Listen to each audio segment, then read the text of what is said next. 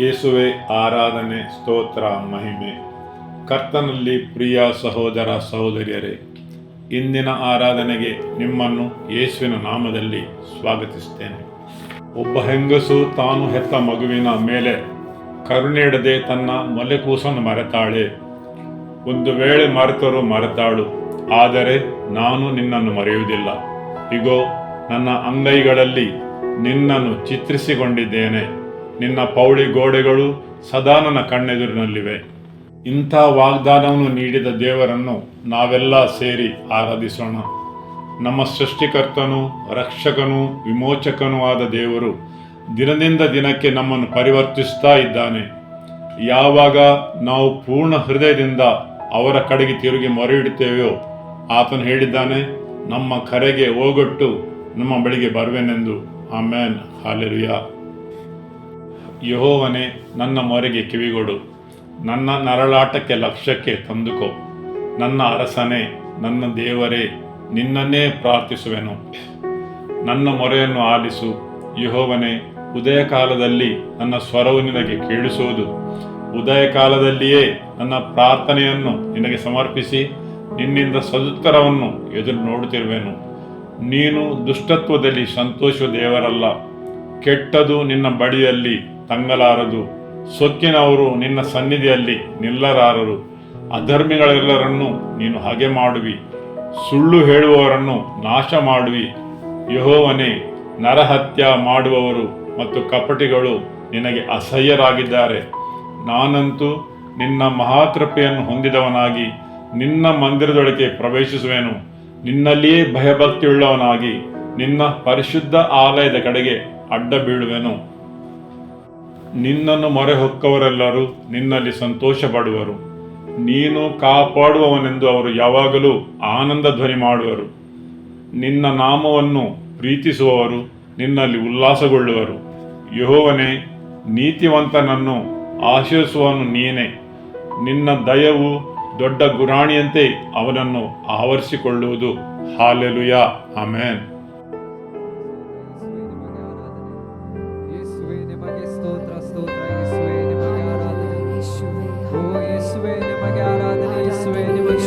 ಸ್ತೋತ್ರ ಯೇಸುವೇ, ಓ ಯೇಸುವೇ ನಿಮಗೆ ಆರಾಧನೆ. ಯೇಸುವೇ ನಿಮಗೆ ಸ್ತೋತ್ರ ಸ್ತೋತ್ರ ಸ್ತೋತ್ರ. ಓ ಯೇಸುವೇ ನಿಮಗೆ ಆರಾಧನೆ. ಯೇಸುವೇ ನಿಮಗೆ ಸ್ತೋತ್ರ ಸ್ತೋತ್ರ ಸ್ತೋತ್ರ. ಓ ಯೇಸುವೇ ನಿಮಗೆ ಆರಾಧನೆ. ಯೇಸುವೇ ನಿಮಗೆ ಸ್ತೋತ್ರ ಸ್ತೋತ್ರ ಸ್ತೋತ್ರ.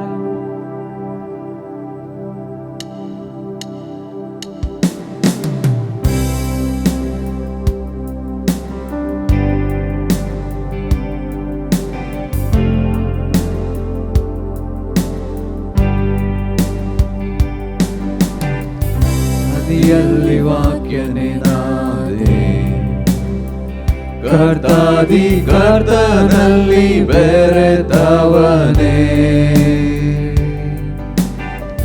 ಸೃಷ್ಟಿಯಲ್ಲಿ ನಿನ್ನ ಮಹಿಮೆ ಪ್ರಕಟವಾಗಿದೆ. ನನ್ ಕ್ರಿಸ್ತನೇ, ಸುಂದರ ನಾಮವು, ಸುಂದರ ನಾಮವು, ಸುಂದರ ನಾಮವು ಯೇಸು ರಾಜನು. ಸುಂದರ ನಾಮವು ಹೋಲಿಸಲಾಗದು. ಸುಂದರ ನಾಮವು ಯೇಸುವೇ ನಾಮ. ನಾವಿಲ್ಲದೆ ನಿಮಗೆ ಸ್ವರ್ಗ ಬೇಕಿಲ್ಲ. ದೇವಾನಿ ಪರಲೋಕ ಕರೆ ತಂದೆ. ನನ್ನ ಪಾಪಕ್ಕಿಂತ ನಿನ್ನ ಪ್ರೀತಿ ದೊಡ್ಡದು. ಬೇರೇನು ನಮ್ಮನ್ನು ಅಗಲಿಸದು.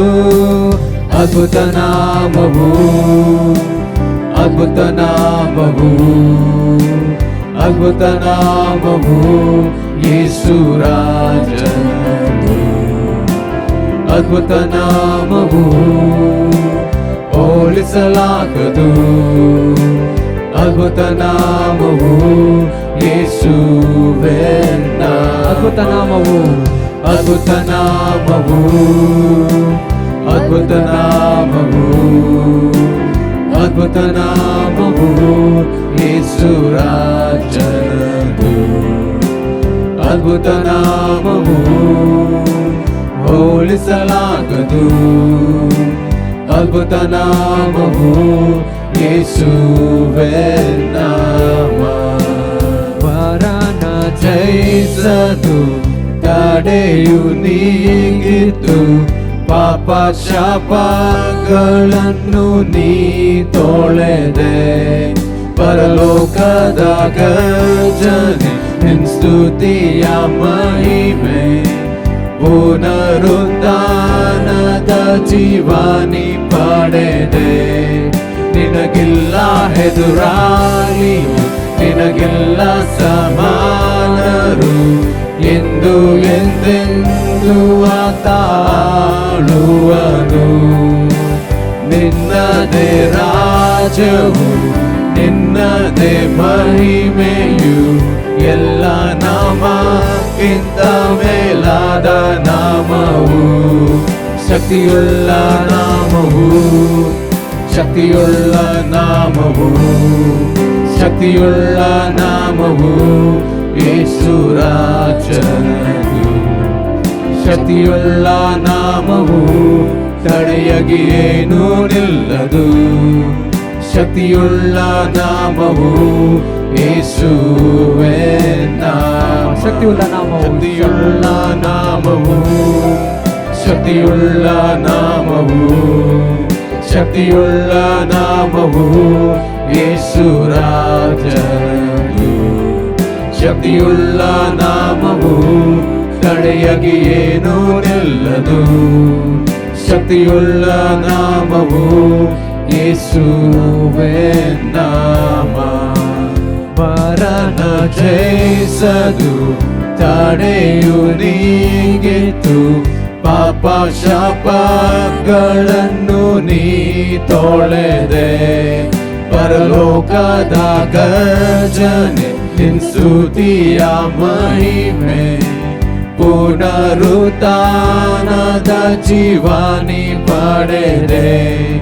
ನಿನಗೆಲ್ಲ ಎದುರಾಳಿಯು, ನಿನಗೆಲ್ಲ ಸಮಾನರು, ಇಂದು ಎಂದೆಂದು ಆತಾಳುವನು. ನಿನ್ನದೇ ರಾಜ್ಯವು, ನಿನ್ನದೇ ಮಹಿಮೆಯು, ಎಲ್ಲ ನಾಮಕ್ಕಿಂತ ಮೇಲಾದ ನಾಮವು.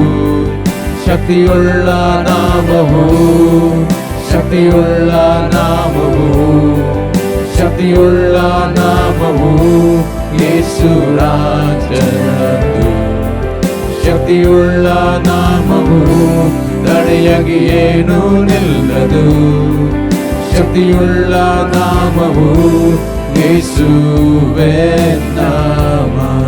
ಶಕ್ತಿಯುಳ್ಳ ನಾಮವು, ಶಕ್ತಿಯುಳ್ಳ ನಾಮವು, ಶಕ್ತಿಯುಳ್ಳ ನಾಮವು ಯೇಸು ರಾಜನದು. ಶಕ್ತಿಯುಳ್ಳ ನಾಮವು ತಡೆಯಗಿ ಏನೂ ನಿಲ್ಲದು. ಶಕ್ತಿಯುಳ್ಳ ನಾಮವು ಯೇಸುವೇ ನಾಮ.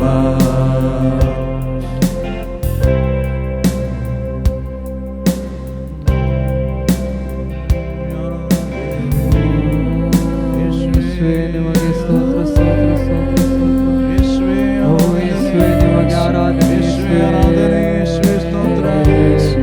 ಯೇಸುವೇ ಆರಾಧನೆ, ಓ ಯೇಸುವೇ ನಿಮಗೆ ಸ್ತೋತ್ರ, ಸ್ತೋತ್ರ, ಸ್ತೋತ್ರ. ಓ ಯೇಸುವೇ ನಿಮಗೆ ಆರಾಧನೆ, ಯೇಸುವೇ ನಿಮಗೆ ಸ್ತೋತ್ರ, ಸ್ತೋತ್ರ, ಸ್ತೋತ್ರ, ಸ್ತೋತ್ರ, ಸ್ತೋತ್ರ. ಓ ಯೇಸುವೇ ನಿಮಗೆ ಆರಾಧನೆ, ಯೇಸುವೇ ನಿಮಗೆ ಸ್ತೋತ್ರ, ಸ್ತೋತ್ರ, ಸ್ತೋತ್ರ, ಸ್ತೋತ್ರ. ಓ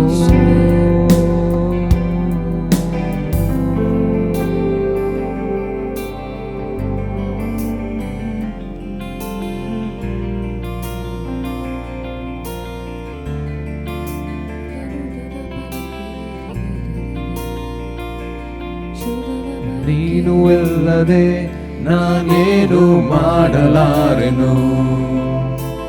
ನೀನು ಇಲ್ಲದೆ ನಾನು ಏನೂ ಇಲ್ಲ,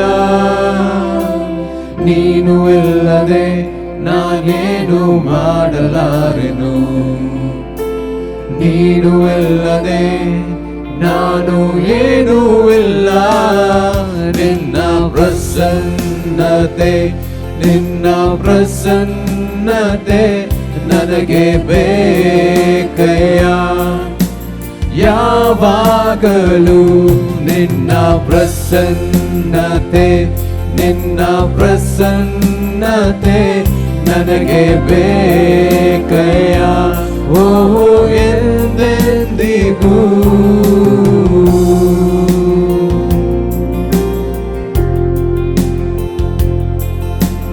ನೀನು ಇಲ್ಲದೆ ನಾನೇನು ಮಾಡಲಾರೆನು, ನೀನು ಇಲ್ಲದೆ ನಾನು ಏನೂ ಇಲ್ಲ, ನೀನು ಇಲ್ಲದೆ ನಾನೇನು ಮಾಡಲಾರೆನು, ನೀನು ಇಲ್ಲದೆ ನಾನು ಏನೂ ಇಲ್ಲ. ನಿನ್ನ ಪ್ರಸನ್ನತೆ, ನಿನ್ನ ಪ್ರಸನ್ನತೆ ನನಗೆ ಬೇಕಯ್ಯ. ಯಾವಾಗಲೂ ನಿನ್ನ ಪ್ರಸನ್ನತೆ, ನಿನ್ನ ಪ್ರಸನ್ನತೆ ನನಗೆ ಬೇಕಯ್ಯ. ಓ ಎಂದೆಂದಿಗೂ ನಿನ್ನ ಪ್ರಸನ್ನತೆ, ನಿನ್ನ ಪ್ರಸನ್ನತೆ ನನಗೆ ಬೇಕಯ್ಯ. ಯಾವಾಗಲೂ ನಿನ್ನ ಪ್ರಸನ್ನತೆ, ನಿನ್ನ ಪ್ರಸನ್ನತೆ ನನಗೆ ಬೇಕಯ್ಯ. ಓ ಎಂದೆಂದಿಗೂ ಪರ್ವತವು ಮೇನದಂತೆ ನಿನ್ನ ಸನ್ನಿಧಿಯಲ್ಲಿ ಕರಗುವವು, ಪರ್ವತವು ಮೇನದಂತೆ ನಿನ್ನ ಸನ್ನಿಧಿಯಲ್ಲಿ ಕರಗುವವು. ನಿನ್ನ ಪ್ರಸನ್ನತೆ, ನಿನ್ನ ಪ್ರಸನ್ನತೆ ನನಗೆ ಬೇಕಯ್ಯ. ಯಾವಾಗಲೂ ನಿನ್ನ ಪ್ರಸನ್ನತೆ, ನಿನ್ನ ಪ್ರಸನ್ನತೆ ನನಗೆ ಬೇಕಯ್ಯ. ಓ ಎಂದೆಂದಿಗೂ ನಿನ್ನ ಪ್ರಸನ್ನತೆ, ನಿನ್ನ ಪ್ರಸನ್ನತೆ ನನಗೆ ಬೇಕಯ್ಯ.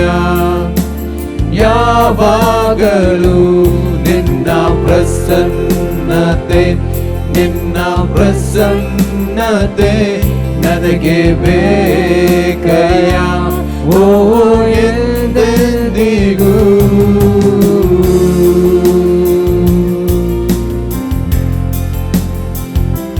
ನಿನ್ನ ಪರಿಶುದ್ಧವಾದ ಪ್ರಸನ್ನತೆ, ನಿನ್ನ ಪರಿಶುದ್ಧವಾದ ಪ್ರಸನ್ನತೆ ನನಗೆ ಬೇಕಯ್ಯ. ಯಾವಾಗಲೂ ನನಗೆ ಬೇಕಯ್ಯ. ಓ ಎಂದೆಂದಿಗೂ ನಿನ್ನ ಪರಿಶುದ್ಧವಾದ ಪ್ರಸನ್ನತೆ, ನಿನ್ನ ಪರಿಶುದ್ಧವಾದ ಪ್ರಸನ್ನತೆ ನನಗೆ ಬೇಕಯ್ಯ. ಯಾವಾಗಲೂ ನನಗೆ ಬೇಕಯ್ಯ. ಓ ಎಂದೆಂದಿಗೂ ನಿನ್ನ ಪ್ರಸನ್ನತೆ, ನಿನ್ನ ಪ್ರಸನ್ನತೆ ನನಗೆ ಬೇಕಯ್ಯ. ಯಾವಾಗಲೂ ನಿನ್ನ ಪ್ರಸನ್ನತೆ, ನಿನ್ನ ಪ್ರಸನ್ನತೆ ನನಗೆ ಬೇಕಯ್ಯ. ಓ ಎಂದೆಂದಿಗೂ ನಿನ್ನ ನಿನ್ನ ಪ್ರಸನ್ನತೆ ನಿನ್ನ ಪ್ರಸನ್ನತೆ ನನಗೆ ಬೇಕಯ್ಯ ಯಾವಾಗಲೂ ನಿನ್ನ ಪ್ರಸನ್ನತೆ ನಿನ್ನ ಪ್ರಸನ್ನತೆ ನನಗೆ ಬೇಕಯ್ಯ ಓ ಎಂದೆಂದಿಗೂ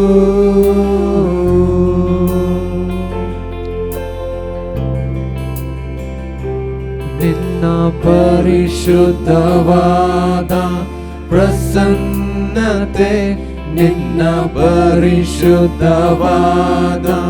ಪ್ರಸನ್ನತೆ ನನಗೆ ಬೇಕಯ್ಯ ಯಾವಾಗಲೂ ನನಗೆ ಬೇಕಯ್ಯ ಓ ಎಂದೆಂದಿಗೂ ನಿನ್ನ ಪರಿಶುದ್ಧವಾದ ಪ್ರಸನ್ನತೆ ನಿನ್ನ ಪರಿಶುದ್ಧವಾದ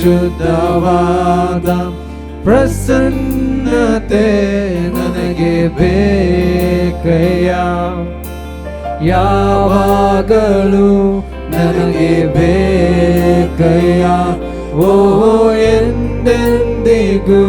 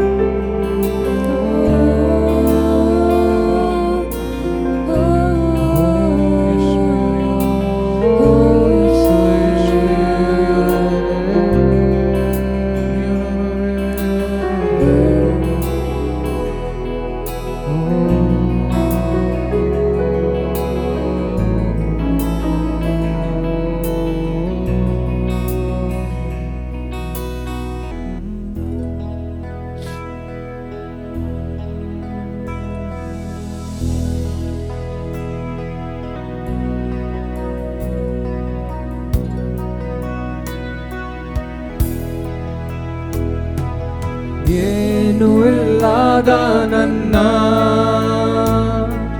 ನೀ ನನ್ನ ಮೇಲೆತ್ತಿದೆ ನಿನ್ ಪ್ರೀತಿ ನೆನೆಸಲು ಸ್ತೋತ್ರದಿ ಹಾಡುವೆ ನಾ ಏನು ಇಲ್ಲದ ನನ್ನ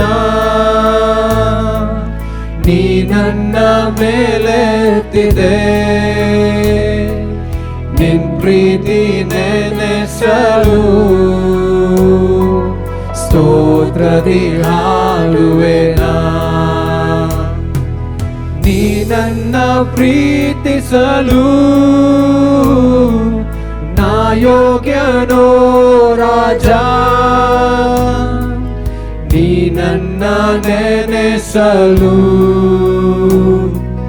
ನನ್ ಮನೆ ಎಷ್ಟರದು ನೀ ನನ್ನ ಪ್ರೀತಿಸಲು ನೀ ನನ್ನ ಪ್ರೀತಿಸಲು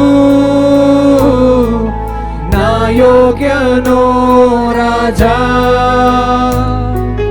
ನೀ ನನ್ನ ನೆನೆಸಲು ನನ್ ಮನೆ ಎಷ್ಟರದು ಏನು ಇಲ್ಲದ ನನ್ನ ನೀ ನನ್ನ ಮೇಲೆತ್ತಿದೆ ನಿನ್ ಪ್ರೀತಿ ನೆನೆಸಲು ಸ್ತೋತ್ರದಿ ಹಾಡುವೆ ನಾ ಏನು ಇಲ್ಲದ ನನ್ನ ನೀ ನನ್ನ ಮೇಲೆತ್ತಿದೆ ನಿನ್ ಪ್ರೀತಿ ನೆನೆಸಲು ಸ್ತೋತ್ರದಿ ಹಾಡುವೆ ನಾ ನೀ ನನ್ನ ಪ್ರೀತಿಸಲು ನಾ ಯೋಗ್ಯನೋ ರಾಜ ನೀ ನನ್ನ ನೆನೆಸಲು ನನ್ ಮನೆ ನಿನ್ನನ್ನು ಪ್ರೀತಿಸಲು ನೀನನ್ನ ಪ್ರೀತಿಸಲು ನಾ ಯೋಗ್ಯನೋ ರಾಜ, ನೀನನ್ನ ನೆನೆಸಲು ನನ್ಮನೆ ಎಷ್ಟರದು. ಭಯದ ಸಮಯದಲ್ಲಿ ಆಶ್ವಾಸವಾದೆ ನೀ, ಭಾರದ ಇರುಳಲ್ಲಿ ಬೆಳಕಾಗಿ ಬಂದೆ ನೀ. ಭಯದ ಸಮಯದಲ್ಲಿ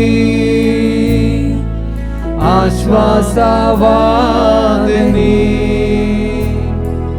ಭಾರದ ಇರುಳಲ್ಲಿ ಬೆಳಕಾಗಿ ಬಂದೆ ನೀ. ನೀ ನನ್ನ ಪ್ರೀತಿಸಲು ನಾ ಯೋಗ್ಯನೋ ರಾಜ, ನೀ ನನ್ನ ನೆನೆಸಲು ನನ್ಮನೆ ಎಷ್ಟರದು. ನೀ ನನ್ನ ಪ್ರೀತಿಸಲು ನಾ ಯೋಗ್ಯನೋ ರಾಜ, ನೀ ನನ್ನ ನೆನೆಸಲು ನನ್ಮನೆ ಎಷ್ಟರದು. ಭಯದ ಸಮಯದಲ್ಲಿ ಆಶ್ವಾಸವಾದೆ ನೀ, ಭಾರದ ಇರುಳಲ್ಲಿ ಬೆಳಕಾಗಿ ಬಂದೆ ನೀ. ಭಯದ ಸಮಯದಲ್ಲಿ ಆಶ್ವಾಸವಾದೆ ನೀ, ಭಾರದ ಇರುಳಲ್ಲಿ ಬೆಳಕಾಗಿ ಬಂದೆ ನೀ. ನೀ ನನ್ನ ಪ್ರೀತಿಸಲು ನಾ ಯೋಗ್ಯನೋ ರಾಜ, ನೀ ನನ್ನ ನೆನೆಸಲು ನನ್ಮನೆ ಎಷ್ಟರದು. ನೀ ನನ್ನ ಪ್ರೀತಿಸಲು ನಾ ಯೋಗ್ಯನೋ ರಾಜ, ನೀ ನನ್ನ ನೆನೆಸಲು ನನ್ಮನೆ ಎಷ್ಟರದು. ತಲೆಮಾರು ತಲೆಮಾರಿಗೂ ನೆನೆಸುವ ದೇವನೇ, ನಿನ್ ಪ್ರೀತಿಯ ಆಳವನ್ನು ವರ್ಣಿಸಲಾಗದೆಯ. ತಲೆಮಾರು ತಲೆಮಾರಿಗೂ ನೆನೆಸುವ ದೇವನೇ, ನಿನ್ ಪ್ರೀತಿಯ ಆಳವನ್ನು ವರ್ಣಿಸಲಾಗದೆಯ. ನೀ ನನ್ನ ಪ್ರೀತಿಸಲು ನಾ ಯೋಗ್ಯನೋ ರಾಜ, ನೀ ನನ್ನ ನೆನೆಸಲು ನನ್ಮನೆ ಎಷ್ಟರದು. ನೀ ನನ್ನ ಪ್ರೀತಿಸಲು ನಾ ಯೋಗ್ಯನೋ ರಾಜ, ನೀ ನನ್ನ ನೆನೆಸಲು ನನ್ಮನೆ ಎಷ್ಟರದು. ತಲೆಮಾರು ತಲೆಮಾರಿಗೂ ನೆನೆಸುವ ದೇವನೇ, ನಿನ್ ಪ್ರೀತಿಯ ಆಳವನ್ನು ವರ್ಣಿಸಲಾಗದೆಯ. ತಲೆಮಾರು ತಲೆಮಾರಿಗೂ ನೆನೆಸುವ ದೇವನೇ, ನಿನ್ ಪ್ರೀತಿಯ ಆಳವನ್ನು ವರ್ಣಿಸಲಾಗದೆಯ. ನೀ ನನ್ನ ಪ್ರೀತಿಸಲು ನಾ ಯೋಗ್ಯನೋ ರಾಜ, ನೀ ನನ್ನ ನೆನೆಸಲು ನನ್ಮನೆ ಎಷ್ಟರದು. ನೀ ನನ್ನ ಪ್ರೀತಿಸಲು ನಾ ಯೋಗ್ಯನೋ ರಾಜ, ನೀ ನನ್ನ ನೆನೆಸಲು ನನ್ಮನೆ ಎಷ್ಟರದು. ಇಲ್ಲದ ನನ್ನ ನೀ ನನ್ನ ಮೇಲೆತ್ತಿದೆ, ನಿನ್ ಪ್ರೀತಿ ನೆನೆಸಲು ಸ್ತೋತ್ರದಿ ಹಾಡುವೆನಾ. ಏನು ಇಲ್ಲದ ನನ್ನ ನೀ ನನ್ನ ಮೇಲೆತ್ತಿದೆ, ನಿನ್ ಪ್ರೀತಿ ನೆನೆಸಲು ಸ್ತೋತ್ರದಿ ಹಾಡುವೆನಾ. ನೀ ನನ್ನ ಪ್ರೀತಿಸಲು ನಾ ಯೋಗ್ಯನೋ ರಾಜ, ನೀ ನನ್ನ ನೆನೆಸಲು ನನ್ಮನೆ ಎಷ್ಟರದು. ನೀ ನನ್ನ ಪ್ರೀತಿಸಲು ನಾ ಯೋಗ್ಯನೋ ರಾಜ, ನೀ ನನ್ನ ನೆನೆಸಲು ನನ್ಮನೆ ಎಷ್ಟರದು.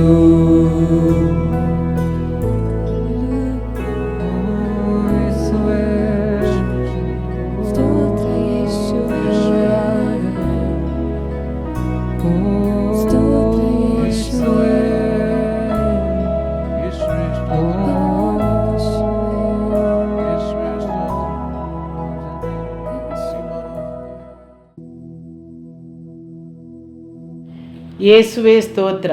Hallelujah, amen. ಕರ್ತನಾದ ಯೇಸುವೆ, ನಿನಗೆ ಆರಾಧನೆ ಮಹಿಮೆ. ಯೇಸುವೆ, ನೀನೇ ನಮ್ಮ ರಕ್ಷಕ. ನಿಮ್ಮ ನಾಮದಲ್ಲಿ ಪುನಃ ನಿಮ್ಮ ಹಾಜರುತನಕ್ಕೆ ನಮ್ಮನ್ನು ಬರಲು ಅನುಗ್ರಹಿಸಿದ್ದಕ್ಕೆ ನಿನಗೆ ಸ್ತೋತ್ರ ಯೇಸುವೆ. ಯೇಸುವೆ, ನೀನೇ ಮಾರ್ಗವೂ ಸತ್ಯವೂ ಜೀವವೂ ಆಗಿದ್ದಿ. ನಿನ್ನನ್ನಿನ್ನೂ ಚೆನ್ನಾಗಿ ಅರಿಯಲು, ತಿಳಿಯಲು ಮತ್ತು ನಿನ್ನನ್ನು ಅನುಭವಿಸಲು ಬಂದಿದ್ದೇವೆ ತಂದೆಯೇ.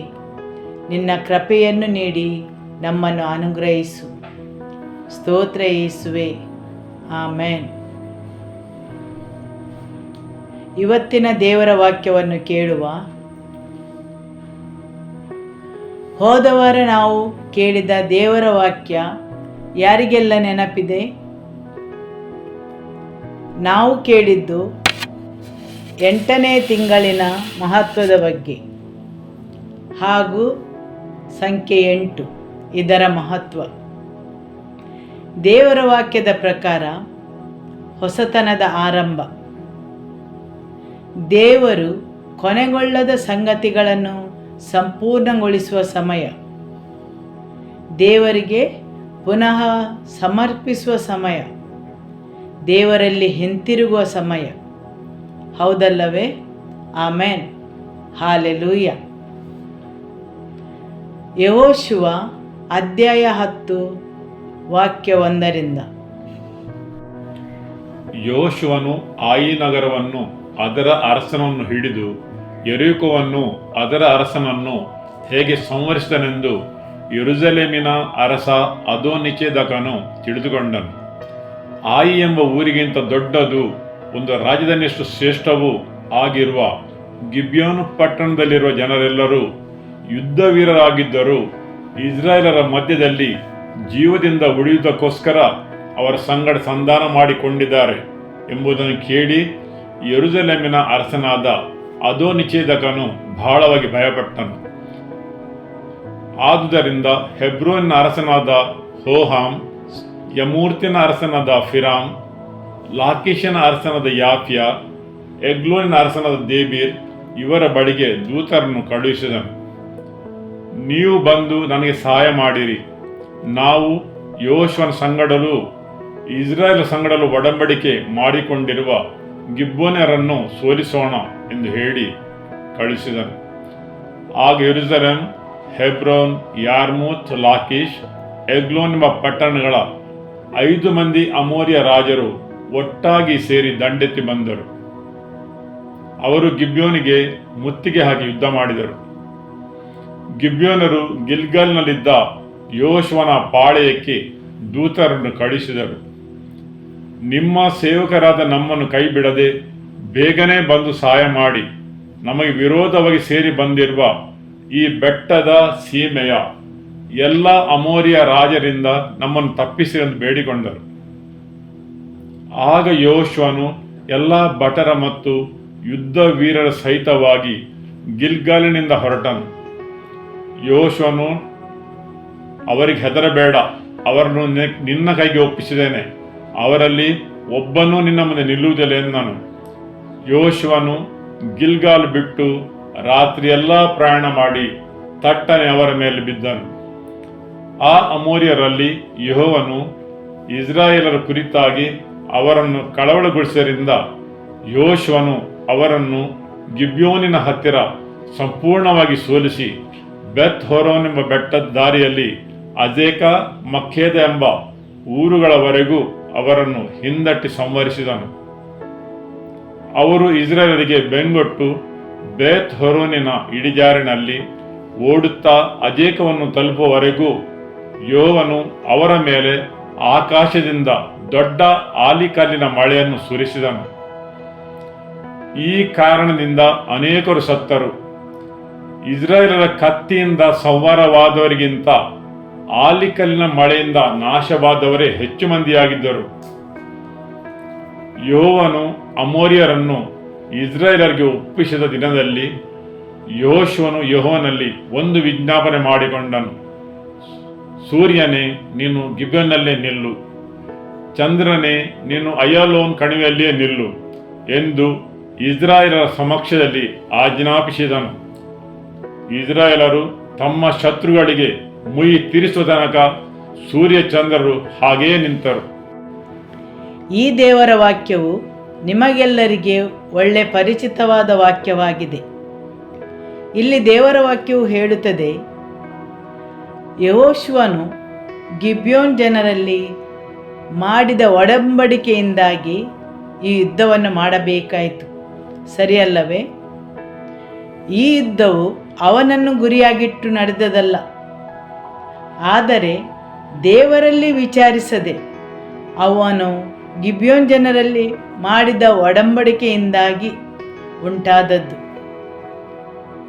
ಅವನು ಗಿಬ್ಯೋನ್ ದೇಶದವರು ಸಹಾಯಕ್ಕೆ ಕರೆದರಿಂದ ಅವರಿಗೋಸ್ಕರ ಈ ಯುದ್ಧಕ್ಕೆ ಹೋಗಬೇಕಾಯಿತು. ದೇವರ ವಾಕ್ಯ ಹೇಳುತ್ತದೆ, 5 ಮಂದಿ ಅರಸರು ಗಿಬ್ಯೋನ್ ದೇಶದವರ ವಿರುದ್ಧ ಯುದ್ಧಕ್ಕೆ ಬರುತ್ತಾರೆ ಮತ್ತು ಗಿಬ್ಯೋನ್ ಜನರು ಹೇಗೆ ಸಹಾಯವನ್ನು ಕೇಳುತ್ತಾರೆ. ಯೆಹೋಶುವನು ದೇವರಲ್ಲಿ ವಿಚಾರಿಸಿದಾಗ ದೇವರು ಯುದ್ಧಕ್ಕೆ ಹೋಗಲು ಅಪ್ಪಣೆ ಕೊಡುತ್ತಾರೆ ಮತ್ತು ಹೇಳುತ್ತಾರೆ, ನಾನು ಅವರನ್ನು ನಿನ್ನ ಅಧೀನಕ್ಕೆ ಕೊಟ್ಟಿದ್ದೇನೆ. ಹೀಗೆ ಯೆಹೋಶುವನು ಗಿಬ್ಯೋನ್ ದೇಶವನ್ನು ರಕ್ಷಿಸುತ್ತಾನೆ.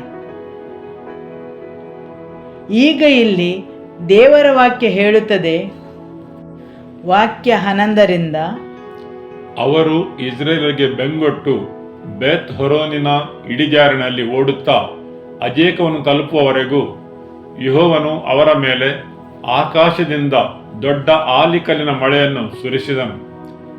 ಈ ಕಾರಣದಿಂದ ಅನೇಕರು ಸತ್ತರು. ಇಸ್ರಾಯೇಲರ ಕತ್ತಿಯಿಂದ ಸಂಹಾರವಾದವರಿಗಿಂತ ಆಲಿಕಲ್ಲಿನ ಮಳೆಯಿಂದ ನಾಶವಾದವರೇ ಹೆಚ್ಚು ಮಂದಿಯಾಗಿದ್ದರು. ಹೌದು, ಇಲ್ಲಿ ವಾಕ್ಯವು ಹೇಳುತ್ತದೆ, ಇಸ್ರಾಯೇಲ್ಯರ ಕತ್ತಿಯಿಂದ ಸಂಹಾರವಾದವರಿಗಿಂತ ಆಲಿಕಲ್ಲಿನ ಮಳೆಯಿಂದ ನಾಶವಾದವರೇ ಹೆಚ್ಚು ಮಂದಿ. ದೇವರು ಅವರಿಗೆ ಯುದ್ಧಕ್ಕೆ ಹೋಗಲು ಆಜ್ಞಾಪಿಸಿದಾಗ ದೇವರ ವಾಕ್ಯ ಹೇಳುತ್ತದೆ, ದೇವರು ಹೇಗೆ ಅವರನ್ನು ಸಹಾಯ ಮಾಡಲು ಬರುತ್ತಾರೆಂದು. ಮತ್ತು ವಾಕ್ಯವು ಹೇಳುತ್ತದೆ, ಇಸ್ರಾಯೇಲರ ಕತ್ತಿಯಿಂದ ಸಂಹಾರವಾದವರಿಗಿಂತ ಆಲಿಕಲ್ಲಿನ ಮಳೆಯಿಂದ ನಾಶವಾದವರೇ ಹೆಚ್ಚು ಮಂದಿ. ಆಮೆನ್. ದೇವರ ವಾಕ್ಯವನ್ನು ಮುಂದುವರಿಸಿ ಕೇಳುವ ವಾಕ್ಯ 12ರಲ್ಲಿ, ಯೆಹೋವನು ಅಮೋರಿಯರನ್ನು ಇಸ್ರಾಯೇಲರಿಗೆ ಒಪ್ಪಿಸಿದ ದಿನದಲ್ಲಿ ಯೆಹೋಶುವನು ಯೆಹೋವನಿಗೆ ಒಂದು ವಿಜ್ಞಾಪನೆ ಮಾಡಿದನು. ಸೂರ್ಯನೇ, ನೀನು ಗಿಬ್ಯೋನಿನಲ್ಲಿಯೂ, ಚಂದ್ರನೇ, ನೀನು ಅಯ್ಯಲೋನ್ ತಗ್ಗಿನಲ್ಲಿಯೂ ನಿಲ್ಲಿರಿ. ಅನೇಕ ಸಲ ಈ ದೇವರ ವಾಕ್ಯ ಓದುವಾಗ ತುಂಬ ಪ್ರಶ್ನೆಗಳು ನನ್ನ ತಲೆಯಲ್ಲಿ ಹರಿದಾಡುತ್ತವೆ. ನಿಜವಾಗಿಯೂ ಇಂತಹ ಘಟನೆ ನಡೆದಿದೆಯೇ? ಒಬ್ಬ ಮನುಷ್ಯನ ಆಜ್ಞೆಗೆ ಚಂದ್ರನು ಹಾಗೇ ನಿಲ್ಲಲು, ಸೂರ್ಯನು ಹಾಗೇ ನಿಲ್ಲಲು ಸಾಧ್ಯವೇ? ಇದು ನಿಜವಾದ ಘಟನೆ ಆಗಲು ಸಾಧ್ಯವೇ?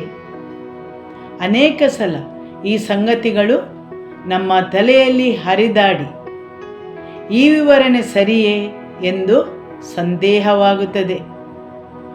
ಇದರ ಬಗ್ಗೆ ಅಧ್ಯಯನ ನಡೆಸಿದ್ದನ್ನು ನಾನು ಓದಿದೆನು.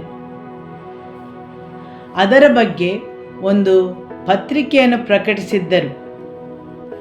ರಾಯಲ್ ಆಸ್ಟ್ರೋನಾಮಿಕಲ್ ಸಂಘ. ಆ ಪತ್ರಿಕೆಯ ಹೆಸರು ಆಸ್ಮೋನಿಯನ್ ಜಿಯೋಫಿಸಿಕ್ಸ್. ಅದರ ಪ್ರಕಾರ ಇದು 2017ರಲ್ಲಿ ಪ್ರಕಟಗೊಂಡಿತ್ತು. ಕೇಂಬ್ರಿಡ್ಜ್ ಯೂನಿವರ್ಸಿಟಿ ಮತ್ತು ಬೆನ್ ಗುರಿಯೋನ್ ಯೂನಿವರ್ಸಿಟಿಯ ಜಂಟಿ ಸಹಾಯದಿಂದ. ಈ ಅಧ್ಯಯನವನ್ನು ಮಾಡಿದ ಜನರು ಹಂಫ್ರಿ ಮತ್ತು ಬ್ರೈನ್ ವ್ಯಾಡಿಂಗ್ಟನ್. ಇದು ಅವರಿಗೆ ಐಗುಪ್ತ ದೇಶದ ವಸ್ತು ಸಂಗ್ರಹಾಲಯದಲ್ಲಿ ದೊರಕುತ್ತದೆ. ಆ ಕಲ್ಲಿನ ಹೆಸರು ಮೆರ್ನೆಪ್ಟಾ ಸ್ಟೇಲ್. ಈ ಶಾಸನವು ರಾಜ ಮೆರ್ನೆಪ್ಟಾ ಅವರಿಂದ ಸ್ಥಾಪಿಸಲ್ಪಟ್ಟಿತ್ತು. ಅದರ ಪ್ರಕಾರ ಸೌರಮಾನದಲ್ಲಿ ಕೆಲವು ಘಟನೆಗಳು ಆ ಸಮಯದಲ್ಲಿ ಜರುಗಿದ ಬಗ್ಗೆ ಉಲ್ಲೇಖಿಸಿದ್ದಾರೆ. ಆ ಕಾಲವು 1207 BC ಮತ್ತು ಅಕ್ಟೋಬರ್ 30 ಎಂದು ಆ ಸಮಯವನ್ನು ಕೊಟ್ಟಿದ್ದಾರೆ. ಆ ಕಲ್ಲು ಕೈರೋ ರಾಜಧಾನಿಯ ವಸ್ತು ಸಂಗ್ರಹಾಲಯದಲ್ಲಿದೆ. ಈ ಶಾಸನವನ್ನು ಸ್ಥಾಪಿಸಿದವರು ಮೆರ್ನೆಪ್ಟಾ ಅರಸನು ಐಗುಪ್ತ ದೇಶದ ರಾಜ ರಾಮ್ಸೇಸ್ ಅವರ ಪುತ್ರ. ಇವರು ಐಗುಪ್ತ ದೇಶದ ಫರೋಹನಾಗಿದ್ದರು. ಅವರು ಈ ಶಾಸನವನ್ನು ಸ್ಥಾಪಿಸಿದ್ದರು. ಅದರ ಪ್ರಕಾರ 1207ರಲ್ಲಿ 7 BCಯಲ್ಲಿ ನಡೆದ ಈ ಘಟನೆಯು ಈ ದೇವರ ವಾಕ್ಯಕ್ಕೆ ಸಹ ಸಂಬಂಧಿತವಾಗಿದೆ. ಆಮೆನ್. ಮತ್ತು ಆ ವಿಷಯಗಳು ಇದರಲ್ಲಿ ಒಳಗೊಂಡಿವೆ. ಅನೇಕ ಸಲ ನಮ್ಮ ಸ್ವಾಭಾವಿಕ ಮನಸ್ಸು ಅನೇಕ ಪುರಾವೆಗಳನ್ನು ಹುಡುಕುತ್ತವೆ ಮತ್ತು ಮನಸ್ಸು ತರ್ಕಿಸುತ್ತದೆ, ಇಂತಹ ಘಟನೆಗಳು ಜರುಗಲು ಸಾಧ್ಯವೇ ಎಂದು. ಸರಿಯಲ್ಲವೇ? ಯಾಕೆಂದರೆ ನಾವು ನಮ್ಮ ದೇವರನ್ನು ಅರಿತಿಲ್ಲ. ಇಲ್ಲಿ ದೇವರ ವಾಕ್ಯ ಹೇಳುತ್ತದೆ, ವಾಕ್ಯ 12ರಲ್ಲಿ, ಯೆಹೋಶುವನು ಆ ದಿನದಲ್ಲಿ ಯೆಹೋವನಿಗೆ ಒಂದು ವಿಜ್ಞಾಪನೆ ಮಾಡಿದನು. ಯೆಹೋಶುವನು ಏನು ಮಾಡಿದನು? ನಾವು ಓದಿ ನಮ್ಮ ಗಮನವು ಯೆಹೋಶುವನು ಸೂರ್ಯ ಮತ್ತು ಚಂದ್ರನಿಗೆ ಚಲಿಸದ ಹಾಗೆಯೇ ನಿಲ್ಲು ಎಂಬುದರಲ್ಲಿ ಮಾತ್ರ ಇದೆ.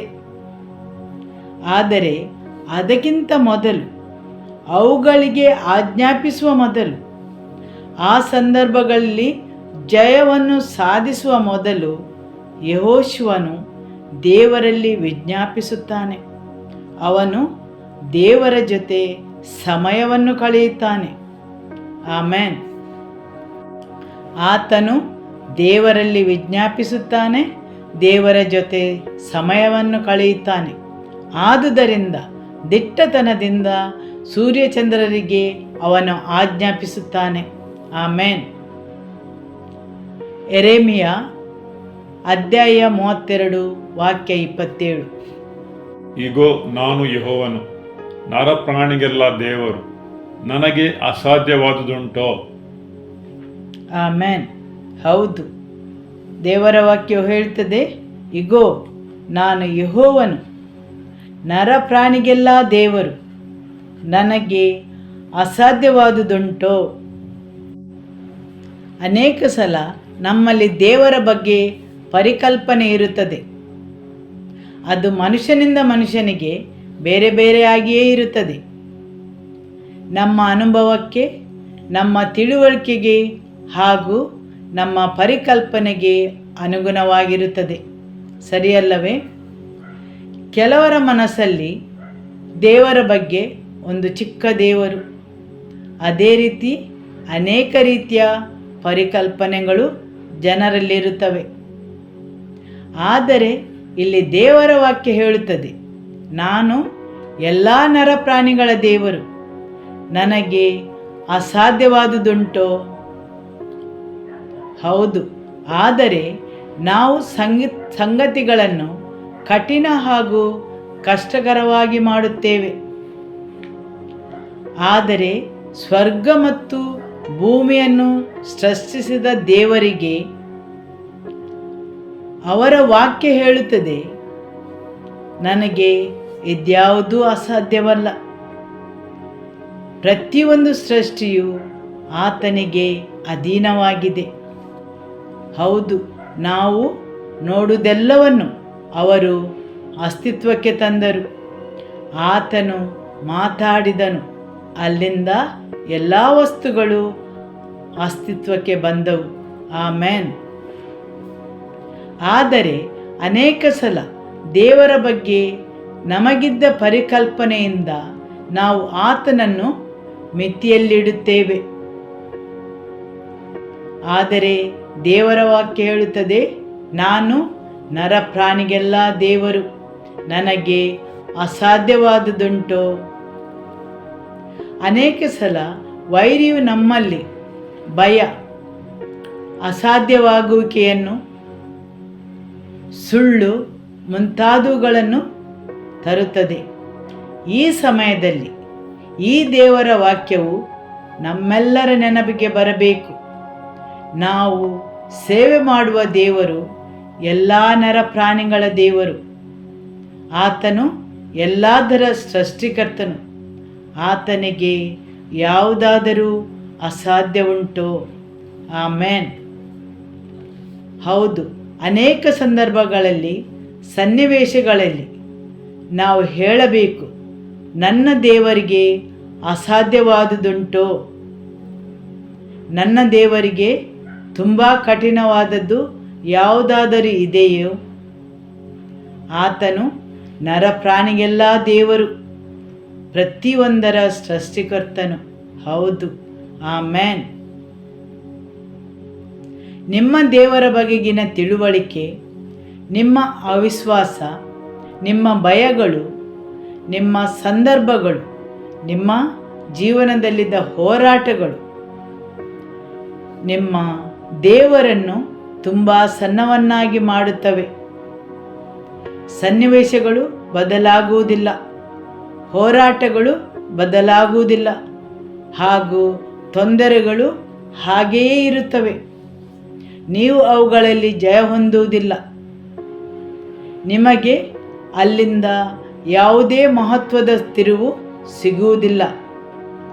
ಆವಾಗ ನಿಮ್ಮ ದೇವರು ನಿಮ್ಮ ದೃಷ್ಟಿಯಲ್ಲಿ ಚಿಕ್ಕವನಾಗಿರುತ್ತಾನೆ.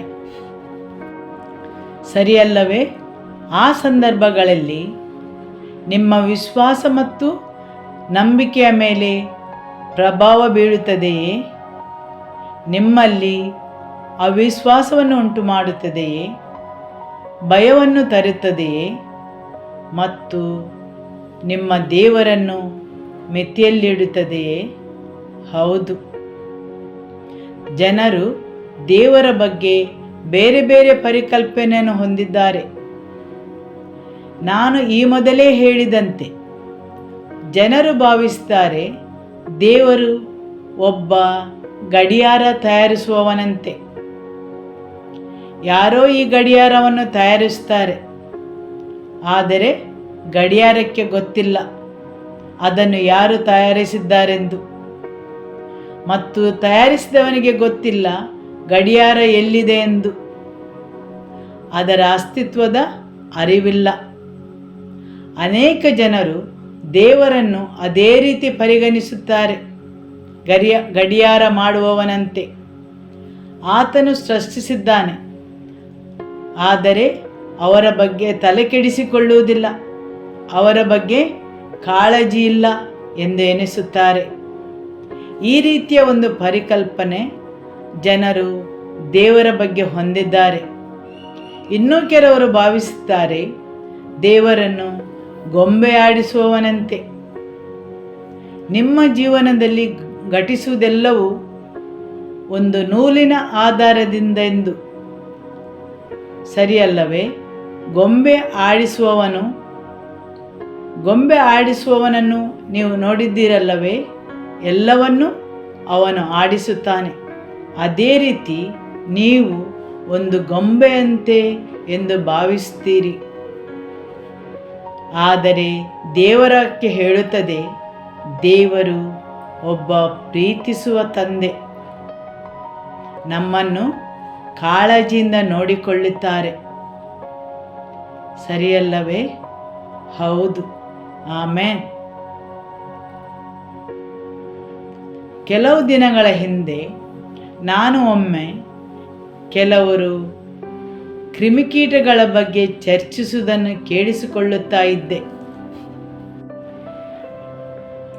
ಎಲೆಗಳ ಅಡಿಯಲ್ಲಿ, ನೆಲದಲ್ಲಿ ಕೆಲವು ಕ್ರಿಮಿಕೀಟಗಳು ಮತ್ತು ಬೇರೆ ಬೇರೆ ಬಣ್ಣದ ಕೀಟಗಳು. ಆವಾಗ ಅಲ್ಲೊಂದು ಏನೂ ಅಂದವಿಲ್ಲದ ವಿಕಾರ ರೂಪದ ಒಂದು ಹುಳವನ್ನು ನೋಡುತ್ತಾರೆ. ಅದೆಲ್ಲವೂ ಆ ಹುಳವನ್ನು ನೋಡಿ ಅದರ ಬಗ್ಗೆ ಲೇವಡಿ ಮಾಡಲು ಆರಂಭಿಸಿದರು. ಅದು ಹೇಗೆ ಇರಬಹುದು? ಅದರ ಜೀವನವು ಎಷ್ಟೊಂದು ಭಯಂಕರವಾಗಿರಬಹುದು, ಶೋಚನೀಯವಾಗಿರಬಹುದು.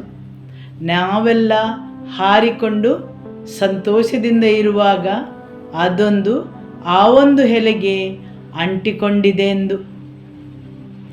ಅದು ನೋಡಲು ಶೋಚನೀಯವಾಗಿದ್ದರೂ ಅದು ಒಂದು ಎಲೆಯ ನಂತರ ಇನ್ನೊಂದು ಎಲೆಯನ್ನು, ಒಂದು ಗಿಡದಿಂದ ಇನ್ನೊಂದು ಗಿಡಕ್ಕೆ ಹೋಗಿ ಎಲೆಯನ್ನು ತಿನ್ನುತ್ತಾ ಇತ್ತು. ಹಾಗಿರುವಾಗ ಹಠಾತ್ತಾಗಿ ಅದಕ್ಕೆ ರೆಕ್ಕೆಗಳು ಕಾಣಿಸಿಕೊಂಡವು ಮತ್ತು ಒಂದು ಚಂದದ ಚಿಟ್ಟೆಯಾಗಿ ಹಾರಿತು. ಆಮೇನ್. ಅದೇ ರೀತಿ ಅನೇಕ ಸಲ ನಿಮ್ಮ ಜೀವನದಲ್ಲೂ ಸಹ ನಿಮ್ಮ ಸಂದರ್ಭವನ್ನು ನೋಡಿ ನಿಮ್ಮ ಸುತ್ತಲೂ ನೀವು ಇಂತಹ ಧ್ವನಿಗಳನ್ನು ಕೇಳುತ್ತೀರಿ. ಈ ಹುಳದ ಬಗ್ಗೆ ಇತರ ಕೀಟಗಳು ಮಾತಾಡಿದಂತೆ ನೀವು ಯಾವುದಕ್ಕೂ ಪ್ರಯೋಜನವಿಲ್ಲ, ನೀನು ಇದ್ದರೂ ಇಲ್ಲವಾದರೂ ಒಂದೇ, ಯಾವುದೇ ಬದಲಾವಣೆ ಇಲ್ಲ, ಯಾವುದೂ ಒಳ್ಳೆಯದು ಆಗುವುದಿಲ್ಲ, ದೇವರಿಗೂ ನಿಮ್ಮ ಬಗ್ಗೆ ಕಾಳಜಿ ಇಲ್ಲ. ಇಂತಹ ಅನೇಕ ರೀತಿಯ ಧ್ವನಿಗಳು ನಿಮಗೆ ಕೇಳುತ್ತವೆ. ಆವಾಗ ನೀವು ತುಂಬ ಕೆಟ್ಟದಾಗಿ ಭಾವಿಸುತ್ತೀರಿ, ತಿರಸ್ಕರಿಸಿದಂತೆ, ಯಾವುದೇ ಉದ್ದೇಶವಿಲ್ಲದವರಂತೆ. ಆದರೆ ನೀವು ದೇವರ ವಾಕ್ಯವನ್ನು ತಿನ್ನುವುದನ್ನು ಮುಂದುವರಿಸುತ್ತಾ ಹೋಗುವಾಗ ಹೇಗೆ ಆ ಹುಳವು ಮಾಡಿದಂತೆ ದೇವರ ವಾಕ್ಯವನ್ನು ನಂಬುತ್ತಾ ಆತನ ವಾಗ್ದಾನಗಳನ್ನು ನೆನೆಸುತ್ತಾ ಮುಂದುವರಿಯುವಾಗ ಒಂದು ದಿನ ಹಠಾತ್ತಾಗಿ ಅವೆಲ್ಲವೂ ನಿಜವಾಗಿ ಸಂಭವಿಸುತ್ತವೆ. ನೀವು ಆವಾಗ ಬೇರೊಂದೇ ಆಯಾಮಕ್ಕೆ ಮುಟ್ಟಿರುತ್ತೀರಿ. ದೇವರು ನಿಮ್ಮನ್ನು ಮೇಲಕ್ಕೆತ್ತುತ್ತಾರೆ. ಆಮೇನ್. ನೀವು ಬೇರೆ ಬೇರೆ ದೇಶಗಳಿಗೆ ಭೇಟಿ ನೀಡುವಾಗ ಅಲ್ಲಿ ನೀವು ವಿಲಕ್ಷಣವಾದ ಹಣ್ಣುಗಳನ್ನು ನೋಡಿರಬಹುದು.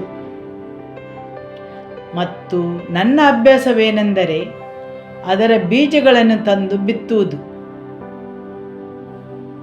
ಆದರೆ ನಮ್ಮ ನೆಲದಲ್ಲಿ ಅಥವಾ ಮಣ್ಣಿನಲ್ಲಿ ಅವುಗಳು ಬೆಳೆಯುವುದಿಲ್ಲ. ಹೌದು, ಅವುಗಳು ಬೆಳೆಯುವುದಿಲ್ಲವೆಂದು ನನಗೆ ನಂತರ ತಿಳಿಯಿತು. ಇಲ್ಲಿಯ ಹವಾಮಾನ ಪರಿಸ್ಥಿತಿ, ವಾತಾವರಣ, ನೀರು, ಹೌದು, ಅಂತಹ ಅನೇಕ ವಿಷಯಗಳು ಅವುಗಳು ಬೆಳೆಯಲು ಬಿಡುವುದಿಲ್ಲ. ಯಾಕೆಂದರೆ ಕೆಲವು ಬೀಜಗಳು ಕೆಲವು ರೀತಿಯ ಮಣ್ಣಿನಲ್ಲಿ ಬೆಳೆಯುವುದಿಲ್ಲ. ಅದೇ ರೀತಿ ನಮ್ಮ ವಿಶ್ವಾಸವು ಬೆಳೆಯಲು ಅದೇ ರೀತಿಯ ಮಣ್ಣಿನ ಅಗತ್ಯವಿದೆ. ಆಮೇನ್. ನಿಮಗೆ ಅರ್ಥವಾಗುತ್ತದಲ್ಲವೇ?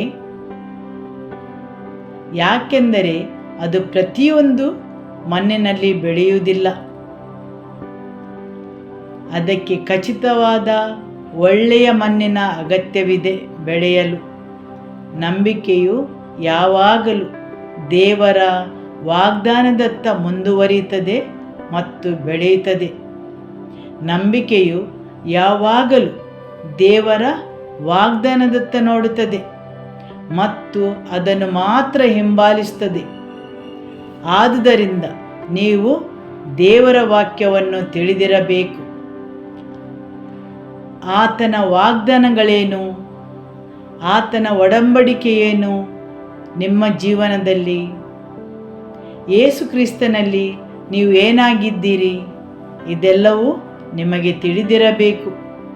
ನಂಬಿಕೆಯು ಯಾವಾಗಲೂ ದೇವರ ವಾಗ್ದಾನಗಳನ್ನು ಹಿಂಬಾಲಿಸುತ್ತದೆ.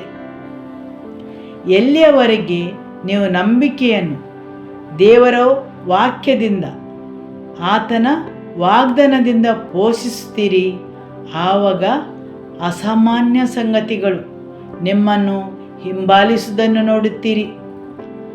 ಅಸ್ವಾಭಾವಿಕ ವಿಷಯಗಳು ನಿಮ್ಮ ಜೀವನದಲ್ಲಿ ಜರುಗುವುದು.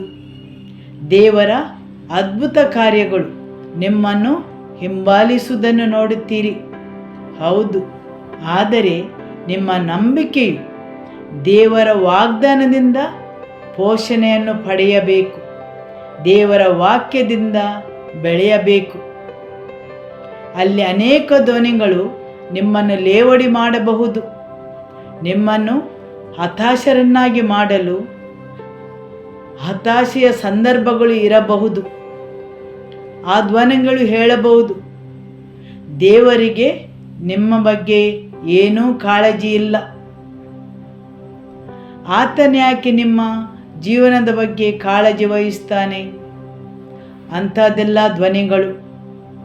ಆದರೆ ಎಷ್ಟರವರೆಗೆ ನೀವು ದೇವರ ವಾಕ್ಯದಿಂದ, ಆತನ ವಾಗ್ದಾನಗಳಿಂದ ಪೋಷಣೆಯನ್ನು ಪಡೆಯುತ್ತೀರಿ, ನೀವು ಬೆಳೆಯುತ್ತಾ ಹೋಗುತ್ತೀರಿ. ಆತನ ಅದ್ಭುತ ಕಾರ್ಯಗಳು ನಿಮ್ಮನ್ನು ಹಿಂಬಾಲಿಸುವುದು. ದೇವರ ಬಗ್ಗೆ ನಿಮ್ಮ ಗ್ರಹಿಕೆಯು ನಿಮ್ಮ ಅನುಭವದ ಮೇಲಲ್ಲ, ಜನರ ಅನುಭವಗಳಿಂದಲ್ಲ, ಏನು ಜನರು ಹೇಳುತ್ತಾರೆ ಆ ರೀತಿಯಲ್ಲ, ಬದಲಿಗೆ ಅದು ದೇವರ ವಾಕ್ಯದ ಆಧಾರದಲ್ಲಿರಬೇಕು. ಸರಿಯಲ್ಲವೇ? ಹೌದು. ದೇವರ ಬಗ್ಗೆ ನಿಮ್ಮ ಗ್ರಹಿಕೆಯು ನಿಮ್ಮ ಅನುಭವದ ಮೇಲಲ್ಲ, ಜನರ ಅನುಭವಗಳಿಂದಲ್ಲ, ಏನು ಜನರು ಹೇಳುತ್ತಾರೆ ಆ ರೀತಿಯಲ್ಲ, ಬದಲಿಗೆ ಅದು ದೇವರ ವಾಕ್ಯದ ಆಧಾರದಲ್ಲಿರಬೇಕು. ದೇವರ ಬಗ್ಗೆ ನಿಮ್ಮ ಗ್ರಹಿಕೆ, ನಿಮ್ಮ ತಿಳುವಳಿಕೆ, ದೇವರ ವಾಕ್ಯ ಏನು ಹೇಳುತ್ತದೆ ಅದನ್ನು ಆಧರಿಸಿರಬೇಕು. ಆತನು ಯಾರೆಂದು, ಆತನ ಗುಣಲಕ್ಷಣಗಳೇನು, ಆತನ ಸ್ವಭಾವವೇನು ಎಂದು ತಿಳಿದಿರಬೇಕು. ಕೀರ್ತನೆ 146 ವಾಕ್ಯ 5. ಯಾರಿಗೆ ಯಾಕೋಬನ ದೇವರು ಸಹಾಯಕನೋ, ಯಾರು ತನ್ನ ದೇವರಾದ ಯೆಹೋವನನ್ನು ನಂಬಿರುತ್ತಾನೋ ಅವನೇ ಧನ್ಯನು. ಹೌದು, ದೇವರ ವಾಕ್ಯ ಹೇಳುತ್ತದೆ, ಯಾವನಿಗೆ ಯಾಕೋಬನ ದೇವರು ಸಹಾಯಕನೋ, ಯಾವನು ತನ್ನ ದೇವರಾದ ಯೆಹೋವನನ್ನು ನಂಬಿರುತ್ತಾನೆ ಅವನೇ ಧನ್ಯನು. ಆಮೆನ್. ಯಾಕೋಬನ ದೇವರು ಯಾರು?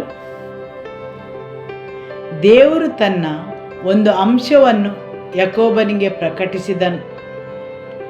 ಯಾಕೋಬನು ಅನುಭವಿಸಿದ ದೇವರ ಅಂಶವು ಮತ್ತು ಅಬ್ರಹಾಮನು ಅನುಭವಿಸಿದ ದೇವರ ಅಂಶ, ಇಸಾಕನು ಅನುಭವಿಸಿದ ಮತ್ತು ಯಾಕೋಬನು ಅನುಭವಿಸಿದ ದೇವರ ಆಯಾಮಗಳು ಬೇರೆ ಬೇರೆಯಾಗಿದ್ದವು, ಸರಿಯಲ್ಲವೇ? ಅವರು ಅನುಭವಿಸಿದ ದೇವರ ಗುಣಲಕ್ಷಣಗಳು ಬೇರೆಯದೇ ಆಗಿವೆ. ದೇವರ ಬಗ್ಗೆ ಅವರ ಗ್ರಹಿಕೆ ಬೇರೆ ಬೇರೆಯೇ ಆಗಿದೆ. ಯಾರಾದರೂ ಆನೆಯನ್ನು ನೋಡಿದರೆ ಒಬ್ಬನು ಅದರ ಹಿಂದಿನಿಂದ ನೋಡುತ್ತಾನೆ, ಅದರ ಬಗ್ಗೆ ವಿವರಿಸುತ್ತಾನೆ. ಇನ್ನೊಬ್ಬ ಒಂದು ಬದಿಯಿಂದ ನೋಡುತ್ತಾನೆ, ಬೇರೊಂದು ಭಾಗ. ಇನ್ನೊಬ್ಬ ಮುಂದಿನಿಂದ ನೋಡಿ ಹೇಳುತ್ತಾನೆ. ಆದರೆ ಅದೇ ಒಂದು ಆನೆ, ಅವರು ಗ್ರಹಿಸಿದ ರೀತಿ ಬೇರೆ ಬೇರೆ ಆಗಿದೆ.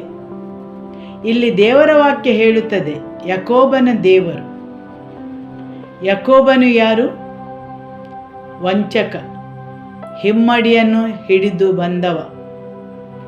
ಆದರೂ ಅವನು ದೇವರಿಗೋಸ್ಕರ ಆಸಿದಿದ್ದನು. ಹೌದು, ಸರಿ. ಅವನ ಸ್ವಭಾವವು ವಂಚಕ, ಮೋಸಗಾರ ಮತ್ತು ವಕ್ರಬುದ್ಧಿಯವನಾದರೂ ಅವನು ದೇವರಿಗೋಸ್ಕರ ಹಸಿದಿದ್ದ, ಸರಿಯಲ್ಲವೇ? ಯಾಕೋಬನು ವಂಚಕನಾದರೂ ದೇವರು ಅವನ ಬಳಿಗೆ ಬಂದು ತನ್ನ ಒಂದು ಆಯಾಮವನ್ನು ಪ್ರಕಟಿಸುತ್ತಾನೆ. ಯಾಕೆಂದರೆ ದೇವರು ಅಬ್ರಹಾಮನಲ್ಲಿ ಮಾಡಿದ ಒಡಂಬಡಿಕೆಯಿಂದಾಗಿ. ಅಬ್ರಹಾಮನಿಗೆ ಕಾಣಿಸಿಕೊಂಡ ಸ್ಥಳದಲ್ಲಿಯೇ ಯಾಕೋಬನು ತಿಳಿಯದೆ ಆ ಕಲ್ಲಿನ ಮೇಲೆ ಮಲಗಿದ್ದಾಗ ದೇವರು ಯಾಕೋಬನಿಗೆ ಕಾಣಿಸಿಕೊಂಡನೆಂದು ದೇವರ ವಾಕ್ಯ ಹೇಳುತ್ತದೆ. ಹೌದು, ಕೆಲವು ಒಡಂಬಡಿಕೆಗಳು ನಿಲ್ಲುತ್ತವೆ. ಹೌದು, ನಮ್ಮ ದೇವರು ನಾವು ಯಾವುದೇ ಸ್ಥಿತಿಯಲ್ಲಿದ್ದರೂ ಆತನು ಅಲ್ಲಿಗೆ ತಲುಪುತ್ತಾನೆ. ಯಾಕೋಬನು ತನ್ನ ಅಣ್ಣನನ್ನು ಮೋಸಗೊಳಿಸಿ ಓಡಿ ಹೋಗುವಾಗ ದೇವರು ಅವನಿಗೆ ಕಾಣಿಸಿಕೊಂಡನು. ಆಮೇಲೆ ಯಾಕೋಬನ ದೇವರು ನಾವಿದ್ದಲ್ಲಿ ಕೆಳಗೆ ಬಾಗಿ ಬರಲು ಸಿದ್ಧರಿದ್ದಾರೆ. ಹಾಲೆಲೂಯ. ದೇವರ ವಾಕ್ಯವು ಹೇಳುವಂತೆ ನಮ್ಮನ್ನು ಉನ್ನತಿಗೇರಿಸಲು ಆತನು ಕೆಳಗೆ ಬಾಗಿದನು. ಬೈಬಲ್ ಹೇಳುತ್ತದೆ, ಯಾಕೋಬನ ದೇವರ ಬಗ್ಗೆ ಮಾತಾಡುವಾಗ ನಮ್ಮ ಬಳಿಗೆ ಬಾಗಿ ಬರಲು ಸಿದ್ಧನಿರುವ ದೇವರು, ಕೆಳಗೆ ಬರುವ ದೇವರು, ನಿಮ್ಮ ದೌರ್ಬಲ್ಯವನ್ನು ತಿಳಿದ ದೇವರು, ನಿಮ್ಮ ವೈಫಲ್ಯವನ್ನು ಮತ್ತು ನೀವಾರೆಂದು ತಿಳಿದ ದೇವರು, ಹಾಗೂ ನಿಮ್ಮನ್ನು ಸಂಪರ್ಕಿಸಲು ಮತ್ತು ನಿಮ್ಮನ್ನು ಮೇಲೆ ಕೆತ್ತಲು ಸಿದ್ಧನಿರುವ ದೇವರು. ಆಮೆನ್. ಯಾವನಿಗೆ ಯಾಕೋಬನ ದೇವರು ಸಹಾಯಕನೋ, ಯಾವನು ತನ್ನ ದೇವರಾದ ಯೆಹೋವನನ್ನು ನಂಬಿರುತ್ತಾನೋ ಅವನೇ ಧನ್ಯನು. ಯಾಕೋಬನ ದೇವರ ಸಹಾಯ ಪಡೆದ ಮನುಷ್ಯನು ಧನ್ಯನು. ದೇವರ ಹೃದಯವನ್ನು ತಿಳಿದಿರಬೇಕಾದರೆ ನೀವು ಆತನನ್ನು ಅರಿತಿರಬೇಕು. ದೇವರ ವಾಕ್ಯ ಹೇಳಿದಂತೆ ನಿಮ್ಮ ಬಳಿಗೆ ಕೆಳಗೆ ಬಾಗಿ ಬರಲು ಸಿದ್ಧನಿರುವ ದೇವರು ನಿಮ್ಮನ್ನು ಉನ್ನತಿಗೇರಿಸಲು. ಆತನ ಹಾಜರುತನಕ್ಕೆ ನೀವು ಬರುವಾಗ ಆತನು ನಿಮ್ಮನ್ನು ಖಂಡಿಸುವುದಿಲ್ಲ. ಆದರೆ ಆತನ ಹಾಜರುತನಕ್ಕೆ ನೀವು ಬರುವಾಗ ಆತನು ನಿಮ್ಮನ್ನು ಸ್ವೀಕರಿಸುತ್ತಾನೆ. ದೇವರ ವಾಕ್ಯವು ಹೇಳುತ್ತದೆ, ಕುಗ್ಗಿದ ಮನಸ್ಸು ಮತ್ತು ಪಶ್ಚಾತ್ತಾಪದಿಂದ ಜಜ್ಜಿ ಹೋದ ಮನಸ್ಸನ್ನು ಆತನು ತಿರಸ್ಕರಿಸುವುದಿಲ್ಲ. ಆಮೆನ್. ದೇವರ ನಡತೆಯ ಬಗ್ಗೆ ನಿಮಗೆ ತಿಳಿದಿದ್ದರೆ ಒಂದು ಕುಗ್ಗಿದ ಮನಸ್ಸು ಮತ್ತು ಪಶ್ಚಾತ್ತಾಪದಿಂದ ಜಜ್ಜಿ ಹೋದ ಮನಸ್ಸನ್ನು ಆತನು ತಿರಸ್ಕರಿಸುವುದಿಲ್ಲ. ಯಾವ ಸ್ಥಿತಿಯಿಂದ ನೀವು ಅವರನ್ನು ಕರೆಯುತ್ತೀರೆಂದು ಮುಖ್ಯವಲ್ಲ, ಆದರೆ ನಿಮ್ಮ ಹೃದಯವು ಮುರಿದರೆ ದೇವರ ವಾಕ್ಯವು ಹೇಳುತ್ತದೆ ಆತನು ನಿಮ್ಮನ್ನು ಕೇಳಿಸಿಕೊಳ್ಳುತ್ತಾನೆ.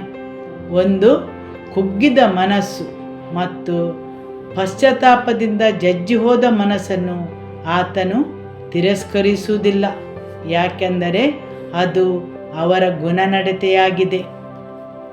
ಅನೇಕ ಸಲ ಜನರು ವಂಚನೆಗೆ ಒಳಗಾಗುತ್ತಾರೆ.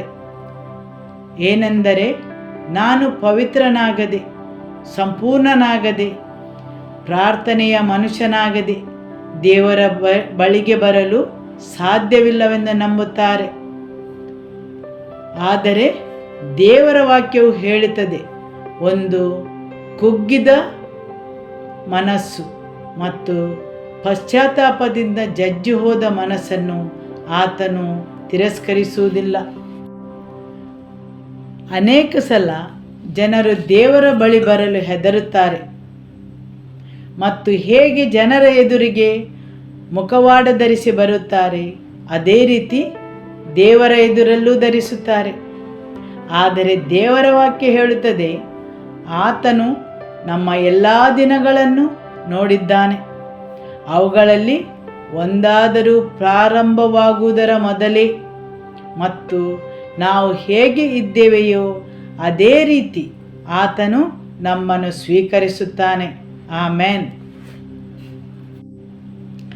ದೇವರ ವಾಕ್ಯ ಹೇಳುತ್ತದೆ, ಯಾಕೋಬನ ದೇವರನ್ನು ನಂಬಿದ ಮನುಷ್ಯನು ಧನ್ಯನು, ಯಾಕೆಂದರೆ ಈ ದೇವರು ಬಾಗಿ ನಿಮ್ಮ ಬಳಿಗೆ ಬರಲು ಸಿದ್ಧರಿದ್ದಾರೆ. ಕೆಳಗೆ ಬಾಗಿ ಬರಲು ಸಿದ್ಧನಿರುವ ದೇವರು ನಿಮ್ಮನ್ನು ತಿರಸ್ಕರಿಸುವುದಿಲ್ಲ, ಆದರೆ ನಿಮ್ಮ ಬಳಿಗೆ ಬರಲು ಸಿದ್ಧರಿದ್ದಾರೆ. ಯಾವನಿಗೆ ಯಾಕೋಬನ ದೇವರು ಸಹಾಯಕನೋ, ಯಾವನು ತನ್ನ ದೇವರಾದ ಯೆಹೋವನನ್ನು ನಂಬಿರುತ್ತಾನೋ ಅವನೇ ಧನ್ಯನು. ಯಾವುದೇ ಖಂಡನೆ, ಪಾಪಪ್ರಜ್ಞೆ ಇಲ್ಲದೆ ಆತನ ಬಳಿಗೆ ನೀವು ಯಾವಾಗಲೂ ಬರಬಹುದು. ಯೇಸುವಿನ ರಕ್ತವು ಬಹುವಾಗಿ ಸಾಕೆಂದು ತಿಳಿದು. ಆಮೆನ್. ಕೀರ್ತನೆ 146 ವಾಕ್ಯ 7. ಹಿಂಸೆಗೆ ಗುರಿಯಾದವರ ನ್ಯಾಯವನ್ನು ಸ್ಥಾಪಿಸುವವನು, ಹಸಿದವರಿಗೆ ಆಹಾರ ಕೊಡುವವನು ಆತನೇ. ಯೆಹೋವನು ಸೆರೆಯಲ್ಲಿರುವವರನ್ನು ಬಿಡಿಸುತ್ತಾನೆ. ಹೌದು, ಹಿಂಸೆಗೆ ಗುರಿಯಾದವರಿಗೆ ನೀವು ಅವರನ್ನು ಕೂಗಲು ಸಹಾಯಕ್ಕೆ ಕರೆಯಲು ಸಿದ್ಧರಿದ್ದರೆ ಆತನು ನಿಮಗೆ ಬಿಡುಗಡೆಯನ್ನು ನೀಡುತ್ತಾನೆ, ನಿಮಗೆ ನ್ಯಾಯವನ್ನು ಒದಗಿಸುತ್ತಾನೆ, ನಿಮ್ಮ ಹಿಂಸೆಯಿಂದ ಬಿಡುಗಡೆಯನ್ನು ನೀಡುತ್ತಾನೆ. ಹೌದು, ಆತನು ಹಸಿದವರಿಗೆ ಆಹಾರವನ್ನು ನೀಡುತ್ತಾನೆ. ನೀವು ಬಾಯಾರಿದರೆ, ಹಸಿದರೆ ಅದು ನಿಮ್ಮ ಪ್ರಾಕೃತಿಕ ಹಸಿವಾಗಿರಬಹುದು, ಆತ್ಮಿಕ ಹಸಿವಾಗಿರಬಹುದು. ಆತನು ನಿಮಗೆ ಆಹಾರವನ್ನು ನೀಡಲು ಸಿದ್ಧನಿದ್ದಾನೆ. ಆಮೆನ್. ನಿಮ್ಮ ಆತ್ಮಿಕ ಮನುಷ್ಯನು ದೇವರ ವಾಕ್ಯಕ್ಕೆ ಹಸಿದಿದ್ದರೆ ದೇವರು ನಿಮಗೆ ಅದನ್ನು ನೀಡಲು ಸಿದ್ಧರಿದ್ದಾರೆ. ನೀವು ಅವರನ್ನು ಹುಡುಕಬೇಕು. ಹೌದು, ಆತನು ಹಸಿದವರಿಗೆ ಆಹಾರವನ್ನು ನೀಡುತ್ತಾನೆ. ಆತನು ಸೆರೆಯಲ್ಲಿರುವವರಿಗೆ ಬಿಡುಗಡೆಯನ್ನು ನೀಡುತ್ತಾನೆ. ಯಾರೋ ಒಬ್ಬರು ಹೇಳುತ್ತಿದ್ದರು, ಈ ಪ್ರಪಂಚದಲ್ಲಿರುವ ಪ್ರತಿಯೊಂದು ಧರ್ಮವು ಒಂದು ಬಂಗಾರದ ಪಂಜರವಿದ್ದಂತೆ. ಪ್ರತಿಯೊಂದು ಧರ್ಮವು ಹೇಳುತ್ತದೆ, ನೋಡಿ ನನ್ನ ಪಂಜರವು ಹೇಗೆ ಹೊಳಪಿನಿಂದ ಕೂಡಿದೆ, ಸರಿಯಲ್ಲವೇ? ಹೌದು, ಪ್ರತಿಯೊಂದು ಧರ್ಮವು ಒಂದು ಬಂಗಾರದ ಪಂಜರವಿದ್ದಂತೆ. ಮತ್ತು ಅದರ ಸಂಸ್ಥಾಪಕರು ಹೇಳುತ್ತಾರೆ, ನೋಡಿ ನನ್ನ ಪಂಜರವು ಹೇಗೆ ಹೊಳೆಯುತ್ತದೆ. ಆದರೆ ಕೊನೆಗೆ ಅದೊಂದು ಬಂಧನವಾಗಿದೆ. ಆಮೆನ್. ಆದರೆ ದೇವರ ವಾಕ್ಯವು ಹೇಳುತ್ತದೆ, ಆತನು ಸೆರೆಯಲ್ಲಿರುವವನು ಬಿಡಿಸುತ್ತಾನೆ. ಆಮೆನ್. ಆತನು ಬಂಧಿತರನ್ನು ಬಿಡುಗಡೆ ನೀಡಲು ಬಂದನು. ಆತನು ಬಂದ ಕಾರಣವೇನೆಂದರೆ ಬಂಧಿತರನ್ನು ಬಿಡುಗಡೆ ನೀಡಲು. ಆತನನ್ನು ಕರೆಯುವಾಗ ಅಲ್ಲಿ ಬಿಡುಗಡೆಯೂ ಇದೆ. ನೀವು ಯಾವ ತುಳಿತಕ್ಕೊಳಗಾದರೂ, ನೀವು ಯಾವ ಸ್ಥಿತಿಯಲ್ಲಿದ್ದರೂ ನಿಮ್ಮನ್ನು ಬಿಡಿಸಲು ಆತನು ಶಕ್ತನಾಗಿದ್ದಾನೆ. ಆಮೆನ್. ಆತನು ಬಂಧಿತರಿಗೆ ಬಿಡುಗಡೆಯನ್ನು ನೀಡುತ್ತಾನೆ. ನೀವು ಅನೇಕ ರೀತಿಯಲ್ಲಿ ಬಂಧಿತರಾಗಿರಬಹುದು, ಅನೇಕ ವಿಷಯಗಳಿಗೆ. ಆದರೆ ಆತನು ಬಂಧಿತರಿಗೆ ಬಿಡುಗಡೆಯನ್ನು ನೀಡುತ್ತಾನೆ. ವಾಕ್ಯ 8. ಯೆಹೋವನು ಕುರುಡರಿಗೆ ಕಣ್ಣು ಕೊಡುತ್ತಾನೆ. ಯೆಹೋವನು ಕುಗ್ಗಿದವರನ್ನು ಉದ್ಧರಿಸುತ್ತಾನೆ. ಯೆಹೋವನು ನೀತಿವಂತರನ್ನು ಪ್ರೀತಿಸುತ್ತಾನೆ. ಯೆಹೋವನು ಕುರುಡರಿಗೆ ದೃಷ್ಟಿಯನ್ನು ಕೊಡುತ್ತಾನೆ. ನೀವು ಅವರನ್ನು ಗ್ರಹಿಸಲು ಸಾಧ್ಯವಿಲ್ಲ. ಅವರಿಂದ ಯಾವುದೇ ಕಾರ್ಯಗಳು ನಡೆಯುವುದಿಲ್ಲ. ನೀವು ಅವರ ಬಗ್ಗೆ ಕುರುಡರಾಗಿದ್ದೀರಿ. ದೇವರ ವಾಕ್ಯ ಹೇಳುತ್ತದೆ, ಹೌದು, ಅವರ ತಿಳುವಳಿಕೆಯ ಬಗ್ಗೆ ಕುರುಡರಾಗಿದ್ದೀರಿ. ಅವರು ನಿಮ್ಮ ಕುರುಡುತನವನ್ನು ಹೋಗಲಾಡಿಸುತ್ತಾರೆ. ಆತನು ಕುರುಡರಿಗೆ ದೃಷ್ಟಿಯನ್ನು ಕೊಡುತ್ತಾನೆ. ಆಮೆನ್. ನೀವು ಆತನಲ್ಲಿ ಬರಲು ಸಿದ್ಧರಿದ್ದರೆ, ಆತನನ್ನು ಹುಡುಕಿದರೆ, ಆತನು ಕುರುಡನಿಗೆ ದೃಷ್ಟಿಯನ್ನು ನೀಡುತ್ತಾನೆ, ಕುಗ್ಗಿದವರನ್ನು ಉದ್ಧರಿಸುತ್ತಾನೆ. ಪ್ರಪಂಚ ಮತ್ತು ಪ್ರಾಪಂಚಿಕ ವಿಷಯಗಳು ನಿಮ್ಮನ್ನು ಕುಗ್ಗಿಸುತ್ತವೆ. ಭಾರದಿಂದ ತೂಗುವವರನ್ನು, ಭಾರವನ್ನು ಹೊರುವವರನ್ನು ಯೇಸು ಹೇಳುತ್ತಾರೆ, ಎಲೆ ಕಷ್ಟಪಡುವವರೇ, ಹೊರೆ ಹೊತ್ತವರೇ, ನೀವೆಲ್ಲರೂ ನನ್ನ ಬಳಿಗೆ ಬನ್ನಿರಿ, ನಾನು ನಿಮಗೆ ವಿಶ್ರಾಂತಿ ಕೊಡುವೆನು. ನೀವು ಅವರ ಬಳಿಗೆ ಬರುವವರೆಗೆ ನಿಮ್ಮ ಆತ್ಮಕ್ಕೆ ವಿಶ್ರಾಂತಿ ಇಲ್ಲದನ್ನು ನೀವು ನೋಡುತ್ತೀರಿ. ನೀವು ಕಷ್ಟಪಡುವುದು, ಹೊರೆಯನ್ನು ಹೊತ್ತ ಅನುಭವವನ್ನು ಹೊಂದಿರುತ್ತೀರಿ. ತುಂಬ ವಿಷಯಗಳಲ್ಲಿ ನೀವು ಹೊರೆಯನ್ನು ಹೊತ್ತ ಅನುಭವದಲ್ಲಿರುತ್ತೀರಿ. ಭಯ, ಆತಂಕ, ನಿರುತ್ಸಾಹ, ವೈಫಲ್ಯ, ನಿರಾಸೆ, ಹತಾಶೆ, ಹೌದು, ಮುಂತಾದವುಗಳಿಂದ ಜನರು ವಿಶ್ರಾಂತಿ ಇಲ್ಲದವರಾಗಿರುತ್ತಾರೆ. ಜೀವನದಲ್ಲಿ ಉದ್ದೇಶವಿಲ್ಲದಂತಿರುತ್ತಾರೆ. ಹೊರೆ ಹೊತ್ತ ಅನುಭವ, ಹೌದು, ಆದರೆ ದೇವರ ವಾಕ್ಯ ಹೇಳುತ್ತದೆ, ಆತನು ಅವರನ್ನು ಉದ್ಧರಿಸುತ್ತಾನೆ. ಹೊರೆ ಹೊತ್ತವರೆಲ್ಲರನ್ನೂ ಆತನು ಉದ್ಧರಿಸುತ್ತಾನೆ.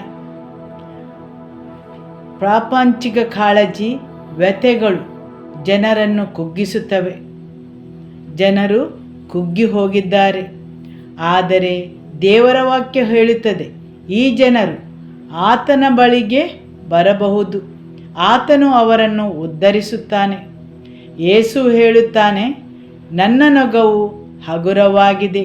ಹೌದು, ಆತನ ನೊಗವು ಹಗುರ ಮತ್ತು ಮೃದುವಾಗಿದೆ. ಆತನ ಹಾಜರುತನದಲ್ಲಿ ಸಂಪೂರ್ಣ ಬಿಡುಗಡೆ ಇದೆ, ಸ್ವಾತಂತ್ರ್ಯ ಇದೆ. ದೇವರ ಬಗ್ಗೆ ನಿಮಗೆ ಸರಿಯಾದ ತಿಳುವಳಿಕೆ ಇರಬೇಕು. ನಿಮ್ಮ ದೇವರು ಯಾರೆಂದು. ಯೆಹೋಶುವನಿಗೆ ಧೈರ್ಯವಿತ್ತು ಸೃಷ್ಟಿಗೆ ಆಜ್ಞೆಯನ್ನು ಕೊಡಲು. ಅವನಿಗೊಂದು ನಿಯೋಜನೆ ಇತ್ತು. ಅದು ಅವನ ವೈಯಕ್ತಿಕ ಲಾಭಕ್ಕಾಗಿ ಅಲ್ಲ, ಆದರೆ ಅವನು ತಿಳಿದುಕೊಂಡಿದ್ದನು ಅವನ ನಿಯೋಜನೆ ಏನೆಂದು. ಅದನ್ನು ಅವನು ದೇವರ ರಾಜ್ಯಕ್ಕಾಗಿ ಸಂಪೂರ್ಣಗೊಳಿಸಬೇಕಿತ್ತು. ಅಲ್ಲಿದ್ದ ಶತ್ರುಗಳ ಮೇಲೆ ಜಯ ಹೊಂದಲು ಅವನಿಗೆ ಸಮಯದ ಅವಶ್ಯಕತೆ ಇತ್ತು. ಆದುದರಿಂದ ಅವನ ಪರವಾಗಿ ಸಮಯವನ್ನು ವಿಸ್ತರಿಸಲಾಯಿತು.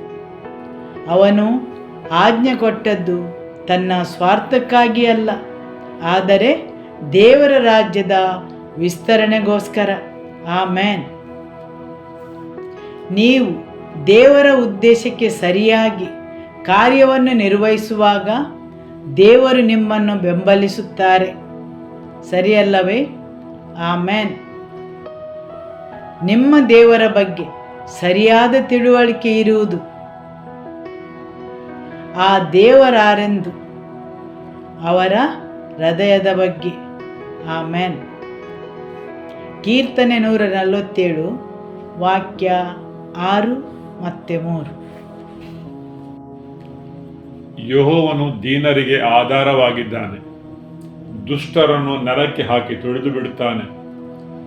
ಮುರಿದ ಮನಸ್ಸುಳ್ಳವರನ್ನು ವಾಸಿ ಮಾಡುತ್ತಾನೆ, ಅವರ ಗಾಯಗಳನ್ನು ಕಟ್ಟುತ್ತಾನೆ. ಆಮೆನ್.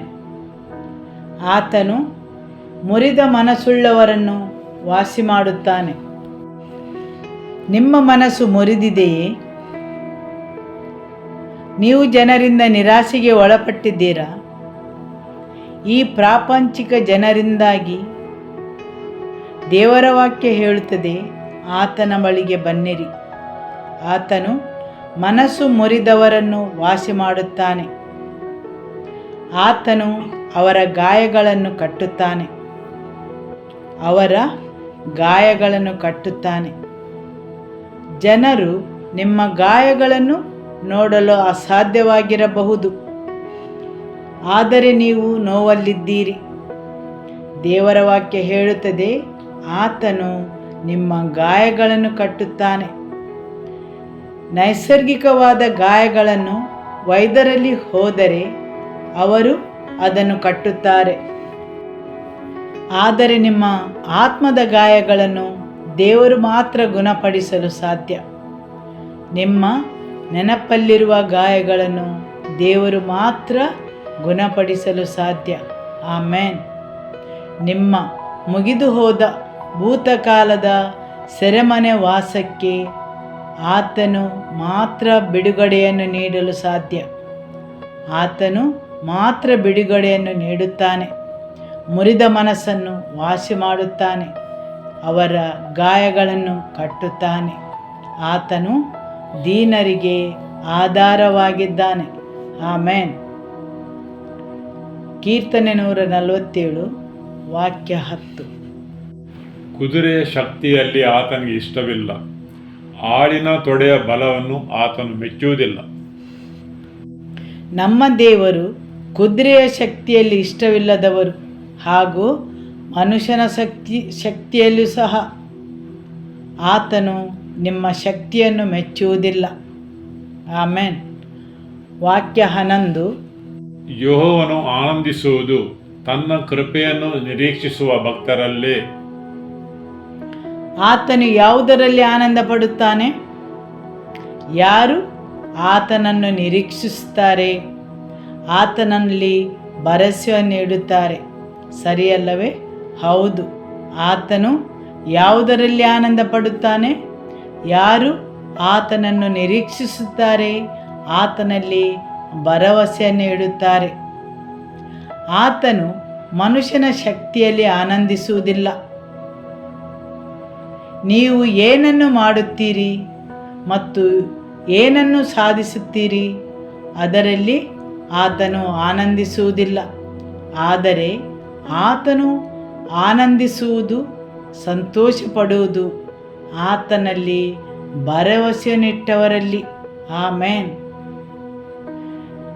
ದೇವರ ವಾಕ್ಯದ ತಿಳುವಳಿಕೆಗೆ ನಿಮಗೆ ದೇವರ ವಾಕ್ಯವೇ ಆಧಾರವಾಗಿರಬೇಕು. ಜನರ ಮಾತಿನಲ್ಲಿ ಅಲ್ಲ, ನಿಮ್ಮ ಅನುಭವದ ಮೇಲೆ ಸಹ ಅಲ್ಲ. ದೇವರ ನಡತೆ, ದೇವರ ಹೃದಯ ಮತ್ತು ದೇವರ ಮಾರ್ಗ ಎಲ್ಲವನ್ನೂ ಆತನ ವಾಕ್ಯದ ಮುಖಾಂತರ ತಿಳಿದುಕೊಳ್ಳಬೇಕು. ಆಮೇನ್. ಯೆಶಾಯ ಅಧ್ಯಾಯ 66 ವಾಕ್ಯ 1. ಯೆಹೋವನು ಹೀಗೆನ್ನುತ್ತಾನೆ, ಆಕಾಶವು ನನಗೆ ಸಿಂಹಾಸನ, ಭೂಮಿ ನನಗೆ ಪಾದಪೀಠ. ನೀವು ನನಗೆ ಇನ್ನೆಂಥ ಮನೆಯನ್ನು ಕಟ್ಟಿಕೊಡುವಿರಿ?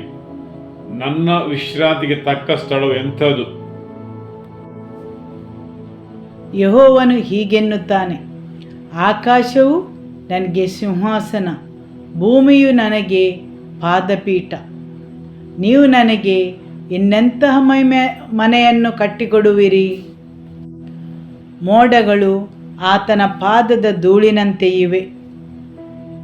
ಕೀರ್ತನೆ 145 ವಾಕ್ಯ 3. ಆತನ ಮಹತ್ತು ಅಪಾರವಾದದ್ದು. ಹೌದು, ಆತನ ಮಹತ್ತು ಅಪಾರವಾದದ್ದು. ನಾನು ನಿನ್ನ ಮಹಾಪ್ರಭಾವಯುಕ್ತವಾದ ಮಹಿಮೆಯನ್ನು, ಅದ್ಭುತ ಕಾರ್ಯಗಳನ್ನು ಧ್ಯಾನಿಸುವೆನು. ಯೆಹೋವನು ದಯೆಯೂ ಕನಿಕರವೂ ಉಳ್ಳವನು, ದೀರ್ಘ ಶಾಂತನೂ ಪ್ರೀತಿಪೂರ್ಣನೂ ಆಗಿದ್ದಾನೆ. ಯೆಹೋವನು ಸರ್ವೋಪಕಾರಿಯೂ ತಾನು ನಿರ್ಮಿಸಿದವುಗಳನ್ನೆಲ್ಲ ಕರುಣಿಸುವಾತನೂ ಆಗಿದ್ದಾನೆ. ಆದುದರಿಂದ ನಾವು ಅವರ ದಯೆ ಮತ್ತು ಕರುಣೆಯ ಉಪಕಾರವನ್ನು ಪಡೆಯುವವರು, ಯಾಕೆಂದರೆ ನಾವು ಅವರ ಕೈಕೆಲಸವಾಗಿದ್ದೇವೆ. ಆತನು ನಮ್ಮನ್ನು ರೂಪಿಸಿದವನು, ನಾವು ಅವರ ಕೈಕೆಲಸವಾಗಿದ್ದೇವೆ. ಆತನ ದಯೆ ಮತ್ತು ಕರುಣೆಯು ಆತನ ಎಲ್ಲ ಕಾರ್ಯದಲ್ಲಿದೆ. ಆಮೇನ್. ದೇವರ ವಾಕ್ಯವು ಮುಂದುವರಿಸುತ್ತಾ ಹೇಳುತ್ತದೆ, ಯೆಹೋವನ ಮಾರ್ಗಗಳೆಲ್ಲವೂ ನೀತಿಯುಳ್ಳವುಗಳು, ಆತನ ಎಲ್ಲ ಕಾರ್ಯಗಳಲ್ಲಿ ಕೃಪೆ ತೋರಿಸುವವನು. ಆಮೇನ್. ವಾಕ್ಯ 18. ಯೆಹೋವನಿಗೆ ಮೊರೆಯಿಡುವವರು ಯಥಾರ್ಥವಾಗಿ ಮೊರೆಯಿಡುವುದಾದರೆ ಆತನು ಹತ್ತಿರವಾಗಿಯೇ ಇದ್ದಾನೆ. ಹೌದು, ದೇವರು ಹತ್ತಿರವಾಗಿಯೇ ಇದ್ದಾನೆ. ನಮ್ಮ ದೇವರು ದೂರದಲ್ಲಿ ಎಲ್ಲೋ ಇಲ್ಲ. ದೇವರು ಹತ್ತಿರವಾಗಿಯೇ ಇದ್ದಾನೆ. ಆದರೆ ಯಾರು ಅವರನ್ನು ಸತ್ಯದಿಂದ ಮೊರೆಯಿಡುತ್ತಾರೆ ಅವರಿಗೆ. ಹಾಗಾದರೆ ಸತ್ಯವೆಂದರೇನು? ಇದೊಂದು ತಾತ್ವಿಕ ಪ್ರಶ್ನೆ ಆಗಿರಬಹುದು. ಸತ್ಯವೆಂದರೇನು? ದೇವರ ವಾಕ್ಯವು ಸತ್ಯವಾಗಿದೆ. ಸರಿ. ಪಿಲಾತನು ಆ ಪ್ರಶ್ನೆಯನ್ನು ಕೇಳಿದ್ದ. ಯೋಹಾನ ಅಧ್ಯಾಯ 18 ವಾಕ್ಯ 37 ಮತ್ತು 38. ಅದಕ್ಕೆ ಪಿಲಾತನು, ಹಾಗಾದರೆ ನೀನು ಅರಸನು ಎಂದನು.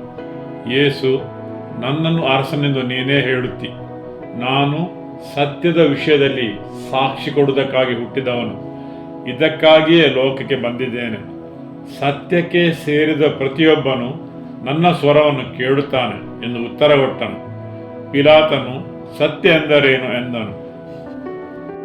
ಸತ್ಯವೆಂದರೇನು? ಪಿಲಾತನು ಕೇಳಿದನು. ಶತಮಾನದಿಂದ ಈ ಪ್ರಶ್ನೆಯನ್ನು ಕೇಳುತ್ತಾ ಇದ್ದಾರೆ. ಸತ್ಯವೆಂದರೇನು? ಜನರು ಸತ್ಯವನ್ನು ಹುಡುಕುವುದರ ಹಿಂದೆ ಬಿದ್ದಿದ್ದಾರೆ. ಪಿಲಾತನು ಕೇಳಿದನು, ಸತ್ಯವೆಂದರೇನು? ಆತನ ವಾಕ್ಯವು ಸತ್ಯವಾಗಿದೆ. ಆಮೇನ್. ಯೋಹಾನ ಅಧ್ಯಾಯ 17 ವಾಕ್ಯ 17. ನೀನು ಸತ್ಯದಿಂದ ಇವರನ್ನು ಪ್ರತಿಷ್ಠೆಪಡಿಸು, ನಿನ್ನ ವಾಕ್ಯವೇ ಸತ್ಯ. ಆಮೇನ್. ನಿನ್ನ ವಾಕ್ಯವು ಸತ್ಯ. ಯೋಹಾನ ಅಧ್ಯಾಯ 14 ವಾಕ್ಯ 6. ಯೇಸು ಅವನಿಗೆ, ನಾನೇ ಮಾರ್ಗವೂ ಸತ್ಯವೂ ಮತ್ತು ಜೀವವೂ ಆಗಿದ್ದೇನೆ.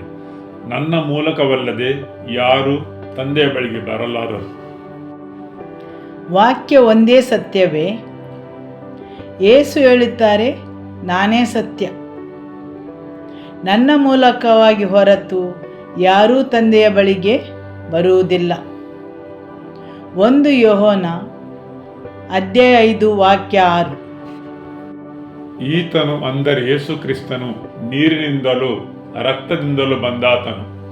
ನೀರಿನಿಂದ ಮಾತ್ರವಲ್ಲದೆ ನೀರಿನಿಂದಲೂ ರಕ್ತದಿಂದಲೂ ಸಾಕ್ಷಿ ಹೊಂದಿದವನಾಗಿದ್ದಾನೆ. ಆತ್ಮವು ಸಾಕ್ಷ್ಯನು ಕೊಡುತ್ತದೆ, ಏಕೆಂದರೆ ಆತ್ಮನು ಸತ್ಯ ಸ್ವರೂಪನೇ. ಆಮೆನ್. ಯಾರು ಸತ್ಯ? ಪವಿತ್ರಾತ್ಮನು ಸತ್ಯ ಸ್ವರೂಪನು. ದೇವರ ವಾಕ್ಯವು ಸತ್ಯ, ಯೇಸು ಕ್ರಿಸ್ತನು ಸತ್ಯ ಮತ್ತು ಪವಿತ್ರಾತ್ಮನು ಸತ್ಯ. ಮೂವರು ಸಂಘಟಿತರಾಗಿ ಸತ್ಯವು. ಈ ಮೂರು ಸರಿ ಹೊಂದದಿದ್ದರೆ, ಯಾರಾದರೂ ದೇವರ ವಾಕ್ಯದ ಪ್ರಕಾರ ಯೇಸುವನ್ನು ಪ್ರಕಟಿಸದಿದ್ದರೆ ಅದು ಸತ್ಯ ಅಲ್ಲ. ಬೋಧಿಸುವ ಪ್ರತಿಯೊಬ್ಬ ಯೇಸು ದೇವರ ವಾಕ್ಯದ ಪ್ರಕಾರವಿರಬೇಕು, ಯಾಕೆಂದರೆ ಅವರ ವಾಕ್ಯವು ಸತ್ಯ, ಯೇಸುವು ಸತ್ಯ ಮತ್ತು ಆತನ ವಾಕ್ಯವೂ ಸತ್ಯ. ಪ್ರಕಟಿಸುವ ಬೋಧಿಸುವ ಪ್ರತಿಯೊಬ್ಬ ಯೇಸು ದೇವರ ವಾಕ್ಯಕ್ಕೆ ಸರಿ ಹೊಂದಿರಬೇಕು. ಪವಿತ್ರಾತ್ಮರ ಪ್ರತಿಯೊಂದು ವಿವರಣೆಯು ದೇವರ ವಾಕ್ಯಕ್ಕೆ ಸರಿ ಹೊಂದುವಂತಿರಬೇಕು.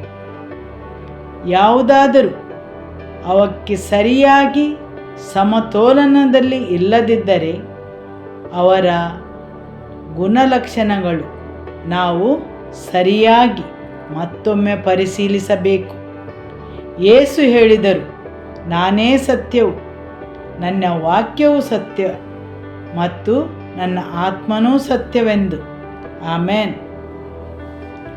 ಯೇಸುವಿನ ಯಾವುದೇ ವಿವರಣೆಯು ದೇವರ ವಾಕ್ಯಕ್ಕೆ ಸರಿ ಹೊಂದದಿದ್ದರೆ, ಪವಿತ್ರಾತ್ಮನ ಯಾವುದೇ ವಿವರಣೆಯು ದೇವರ ವಾಕ್ಯಕ್ಕೆ ಸರಿ ಹೊಂದದಿದ್ದರೆ ಹಾಗೂ ಯಾವುದೇ ವಾಕ್ಯದಲ್ಲಿ ಜೀವ ಕೊಡುವ ಆತ್ಮನು ಅದರಲ್ಲಿ ಇಲ್ಲವಾದರೆ, ಬರೀ ವಾಕ್ಯ ಮಾತ್ರವಲ್ಲ, ಆ ವಾಕ್ಯದಲ್ಲಿ ಜೀವ ಕೊಡುವ ಪವಿತ್ರಾತ್ಮನು ಇರಬೇಕು. ಹೌದು, ವಾಕ್ಯ ಮಾತ್ರವಲ್ಲ, ಆ ವಾಕ್ಯದಲ್ಲಿ ಖಚಿತಪಡಿಸಿಕೊಳ್ಳುವ ಪವಿತ್ರಾತ್ಮನು ಇರಬೇಕು. ನೀವು ಅನೇಕ ದೇವರ ವಾಕ್ಯ ಕೇಳುತ್ತೀರಿ, ಆದರೆ ಅದರಲ್ಲಿ ಜೀವ ಕೊಡುವ ಆತ್ಮನು ಇರುವುದಿಲ್ಲ ಮತ್ತು ಅದರಲ್ಲಿ ಜೀವ ಕೊಡುವ ಜೀವಜಲವಿರಬೇಕು. ಆ ಜೀವವು ಆ ವಾಕ್ಯವನ್ನು ಚಲಿಸಬೇಕು, ಆ ವಾಕ್ಯಕ್ಕೆ ಜೀವಜಲವನ್ನು ಹರಿಸಬೇಕು. ಸರಿಯಲ್ಲವೇ?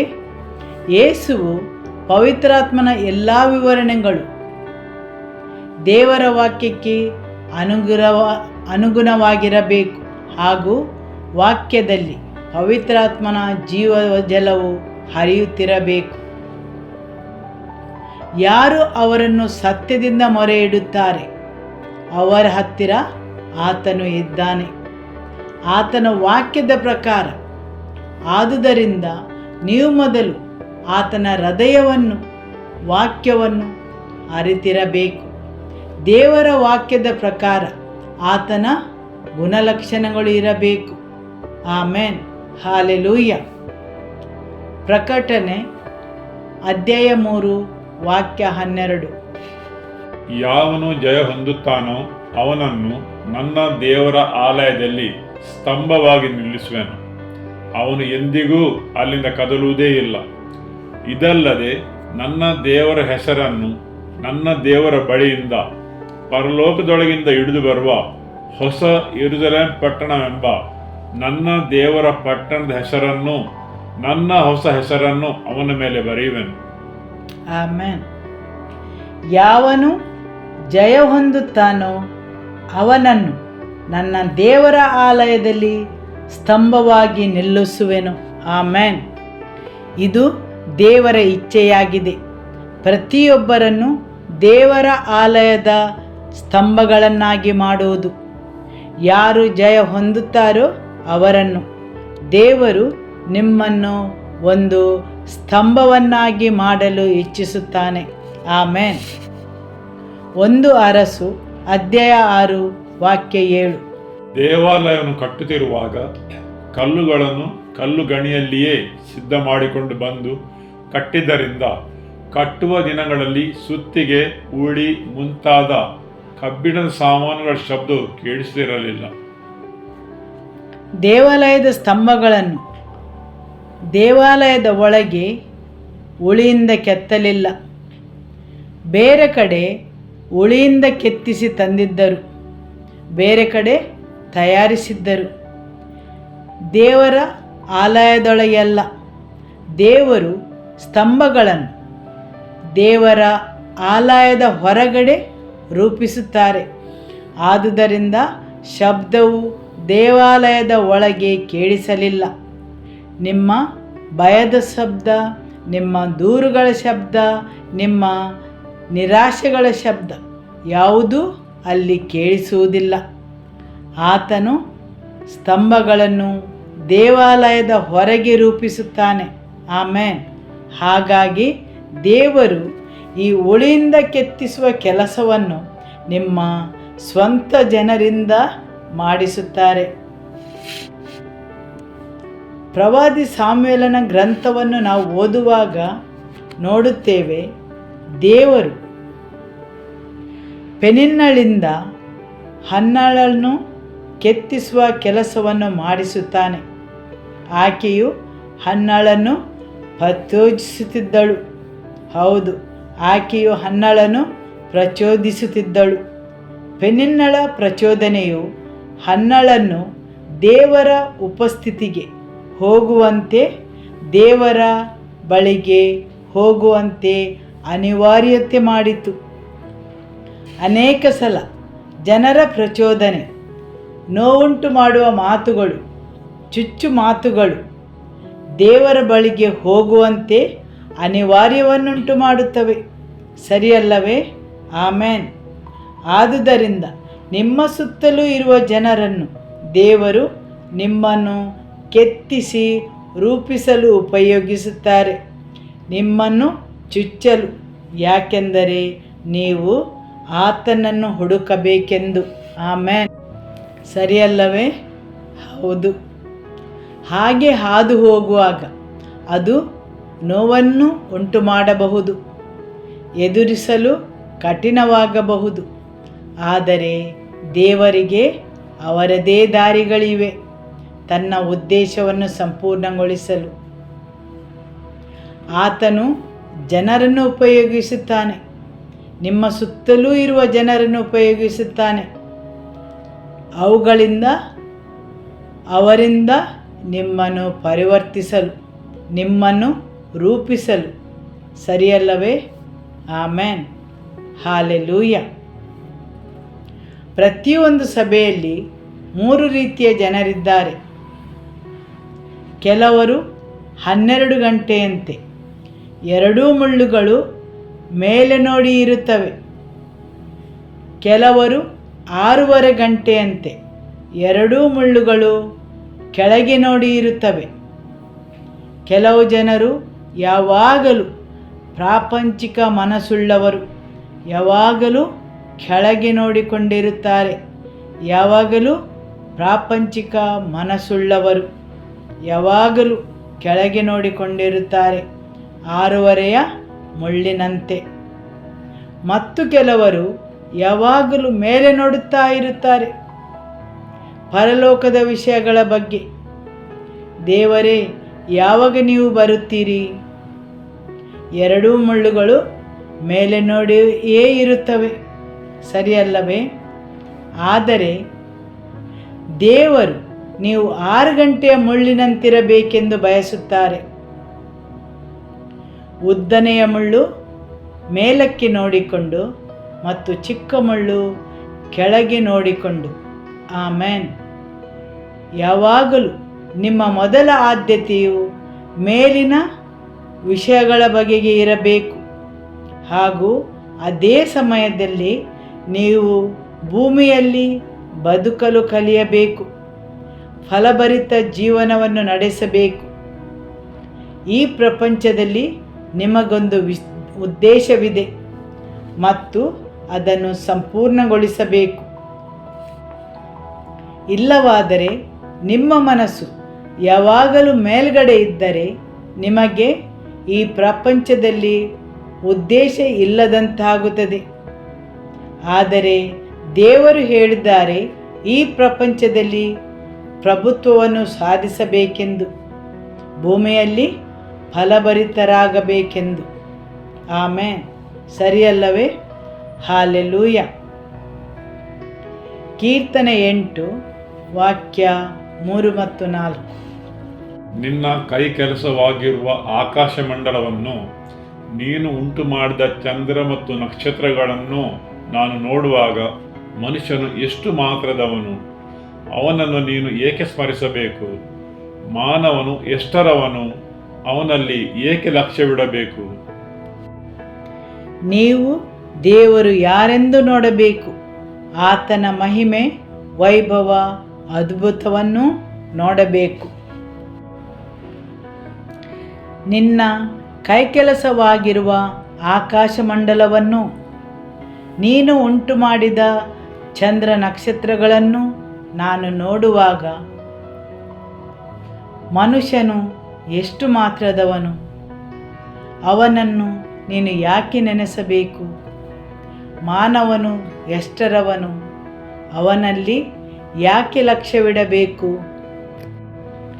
ನಾನು ಅವರ ಸೃಷ್ಟಿಯನ್ನು ನೋಡಿದೆನು, ಅದರ ಮಹಿಮೆಯನ್ನು, ವೈಭವವನ್ನು. ದೇವರ ವಾಕ್ಯ ಹೇಳುತ್ತದೆ, ಮನುಷ್ಯನು ಎಷ್ಟು ಮಾತ್ರದವನು, ಅವನನ್ನು ನೀನು ಯಾಕೆ ನೆನೆಸಬೇಕು?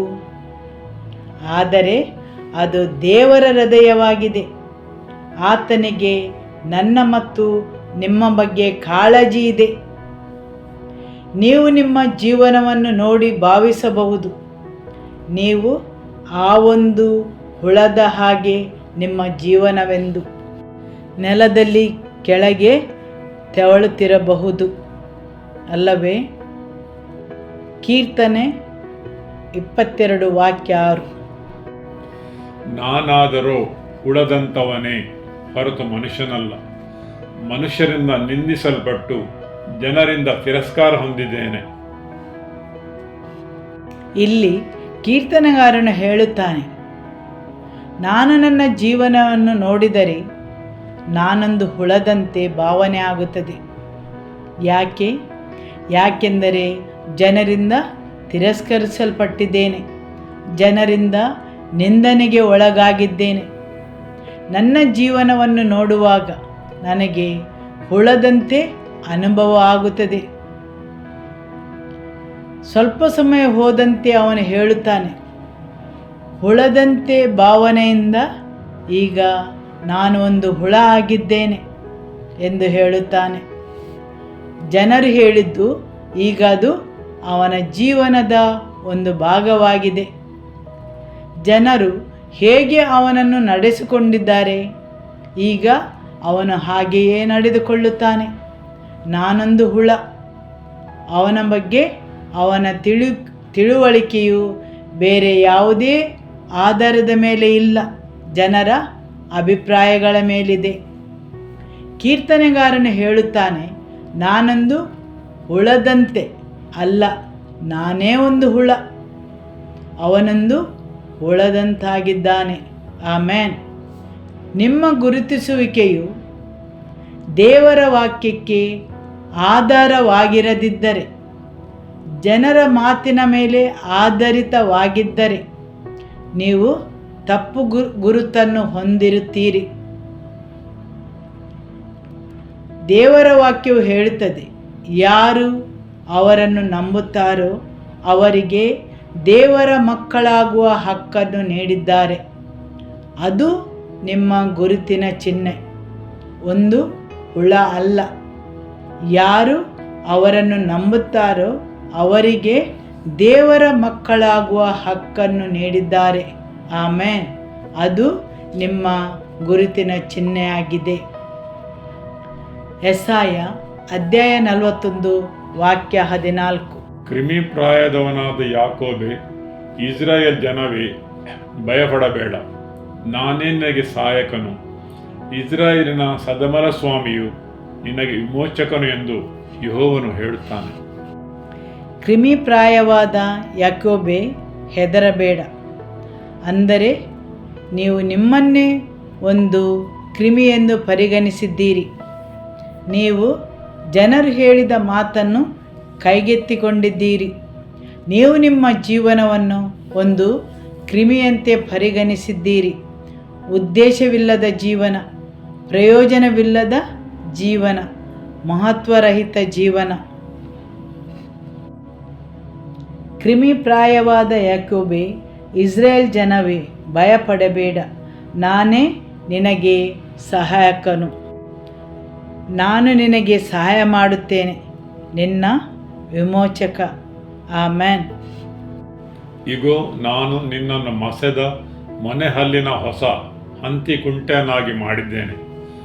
ನೀನು ಬೆಟ್ಟಗಳನ್ನು ಒಡೆದು ಪುಡಿಪುಡಿ ಮಾಡಿ ಗುಡ್ಡಗಳನ್ನು ಹೊಟ್ಟು ಮಾಡುವಿ. ನೀನು ತೂರಲು ಅವುಗಳನ್ನು ಗಾಳಿಯು ಬಡಿದುಕೊಂಡು ಹೋಗುವುದು, ಬಿರುಗಾಳಿಯು ಚೆಲ್ಲಾಪಿಲ್ಲಿ ಮಾಡುವುದು. ನೀನಂತೂ ಯೆಹೋವನಲ್ಲಿ ಆನಂದಿಸುವಿ, ಇಸ್ರಾಯೇಲಿನ ಸದಮಲ ಸ್ವಾಮಿಯಲ್ಲಿ ಹೆಚ್ಚಳಪಡುವಿ. ನಾನು ನಿನಗೆ ಸಹಾಯ ಮಾಡುತ್ತೇನೆಂದು ದೇವರು ಹೇಳುತ್ತಾರೆ. ಯಾವಾಗ ದೇವರು ಒಂದು ಹುಳಕ್ಕೆ ಸಹಾಯ ಮಾಡಲು ಬರುತ್ತಾರೆಂದರೆ ದೇವರು ಆ ಮನುಷ್ಯನ ಸ್ವಭಾವವನ್ನೇ ಬದಲಾಯಿಸುತ್ತಾನೆ. ಆಮೆನ್. ಇಗೋ, ನಾನು ನಿನ್ನನ್ನು ಮಸೆದ ಮನೆಹಲ್ಲಿನ ಹೊಸ ಹಂತಿಕುಂಟೆಯನ್ನಾಗಿ ಮಾಡಿದ್ದೇನೆ. ನೀನು ಬೆಟ್ಟಗಳನ್ನು ಒಡೆದು ಪುಡಿಪುಡಿ ಮಾಡಿ ಗುಡ್ಡಗಳನ್ನು ಹೊಟ್ಟು ಮಾಡುವಿ. ನೀನು ತೂರಲು ಅವುಗಳನ್ನು ಗಾಳಿಯು ಬಡಿದುಕೊಂಡು ಹೋಗುವುದು, ಬಿರುಗಾಳಿಯು ಚೆಲ್ಲಾಪಿಲ್ಲಿ ಮಾಡುವುದು. ನೀನಂತೂ ಯೆಹೋವನಲ್ಲಿ ಆನಂದಿಸುವಿ, ಇಸ್ರಾಯೇಲ್ನ ಸದಮಲ ಸ್ವಾಮಿಯಲ್ಲಿ ಹೆಚ್ಚಳಪಡುವಿ. ಆಮೆನ್. ನಿಮ್ಮ ಜೀವನವು ಒಂದು ಚಿಕ್ಕ ಹುಳದಂತೆ, ಪ್ರಯೋಜನವಿಲ್ಲದ, ಪ್ರಾಮುಖ್ಯತೆ ಇಲ್ಲದ, ಉದ್ದೇಶವಿಲ್ಲದ ಹುಳದಂತೆ ತೆವಳುತ್ತಿರಬಹುದು. ಆದರೆ ಯಾವಾಗ ದೇವರು ನಿಮಗೆ ಸಹಾಯ ಮಾಡುತ್ತಾರೆ, ನಿಮ್ಮನ್ನು ಮಸೆದ ಮೊನೆಹಲ್ಲಿನ ಹೊಸ ಕುಂಟೆಯನ್ನಾಗಿ ಮಾಡುತ್ತಾನೆ. ಬೆಟ್ಟಗಳನ್ನು ಪುಡಿ ಮಾಡುವ ಮತ್ತು ಅವುಗಳನ್ನು ಒಕ್ಕುತ್ತಾ ಚಿಕ್ಕ ಗುಡ್ಡಗಳನ್ನಾಗಿ ಮಾಡುವ. ಯಾವುದು ನೋಡಲು ಅತೀ ದೊಡ್ಡದಾಗಿಯೂ ಅಸಾಧ್ಯವಾಗಿಯೂ ಕಾಣುತ್ತದೆ, ನಾನು ನಿಮ್ಮನ್ನು ಒಂದು ಹೊಸ ಮಸೆದ ಮೊನೆಹಲ್ಲಿನ ಕುಂಟೆಯನ್ನಾಗಿ ಮಾಡುತ್ತೇನೆ. ಯಾವುದು ದೊಡ್ಡ ಬೆಟ್ಟದಂತೆ ನಿಮ್ಮ ಮುಂದಿದೆ, ನಾನು ಅದನ್ನು ಪುಡಿ ಪುಡಿ ಮಾಡುವಂತೆ ನಿಮ್ಮನ್ನು ತಯಾರು ಮಾಡುತ್ತೇನೆ. ಹೇಗೆಂದರೆ ನಾನು ನಿಮಗೆ ಸಹಾಯ ಮಾಡುತ್ತೇನೆ. ನಾನು ನಿಮ್ಮ ವಿಮೋಚಕ, ಸಹಾಯಕ ಮತ್ತು ಅವುಗಳೆಲ್ಲವೂ ನಿಮ್ಮ ಮುಂದೆ ಅತೀ ಚಿಕ್ಕದಾಗುವು. ಆಮೆನ್. ಆದರೆ ವ್ಯತ್ಯಾಸವೇನೆಂದರೆ ನೀವು ಯಾರಲ್ಲಿ ವಿಶ್ವಾಸವಿಡುತ್ತೀರಿ, ಯಾರನ್ನು ನಂಬುತ್ತೀರಿ ಮತ್ತು ಯಾರ ಕಡೆಗೆ ನೋಡುತ್ತೀರಿ. ಮನುಷ್ಯನ ಕಡೆಗೆ ನೋಡಿದರೆ ಮನುಷ್ಯನು ಯಾವುದಕ್ಕೂ ಪ್ರಯೋಜನವಿಲ್ಲ. ದೇವರು ನಿಮ್ಮ ಜೀವನದಲ್ಲಿ ಏನನ್ನಾದರೂ ಹೊಸತನ್ನು ಮಾಡಲು ಅಪೇಕ್ಷಿಸುತ್ತಾನೆ. ಮುಂದುವರಿಸಿ, ನೀನು ತೂರಲು ಅವುಗಳನ್ನು ಗಾಳಿಯು ಬಡಿದುಕೊಂಡು ಹೋಗುವುದು, ಬಿರುಗಾಳಿಯು ಚೆಲ್ಲಾಪಿಲ್ಲಿ ಮಾಡುವುದು.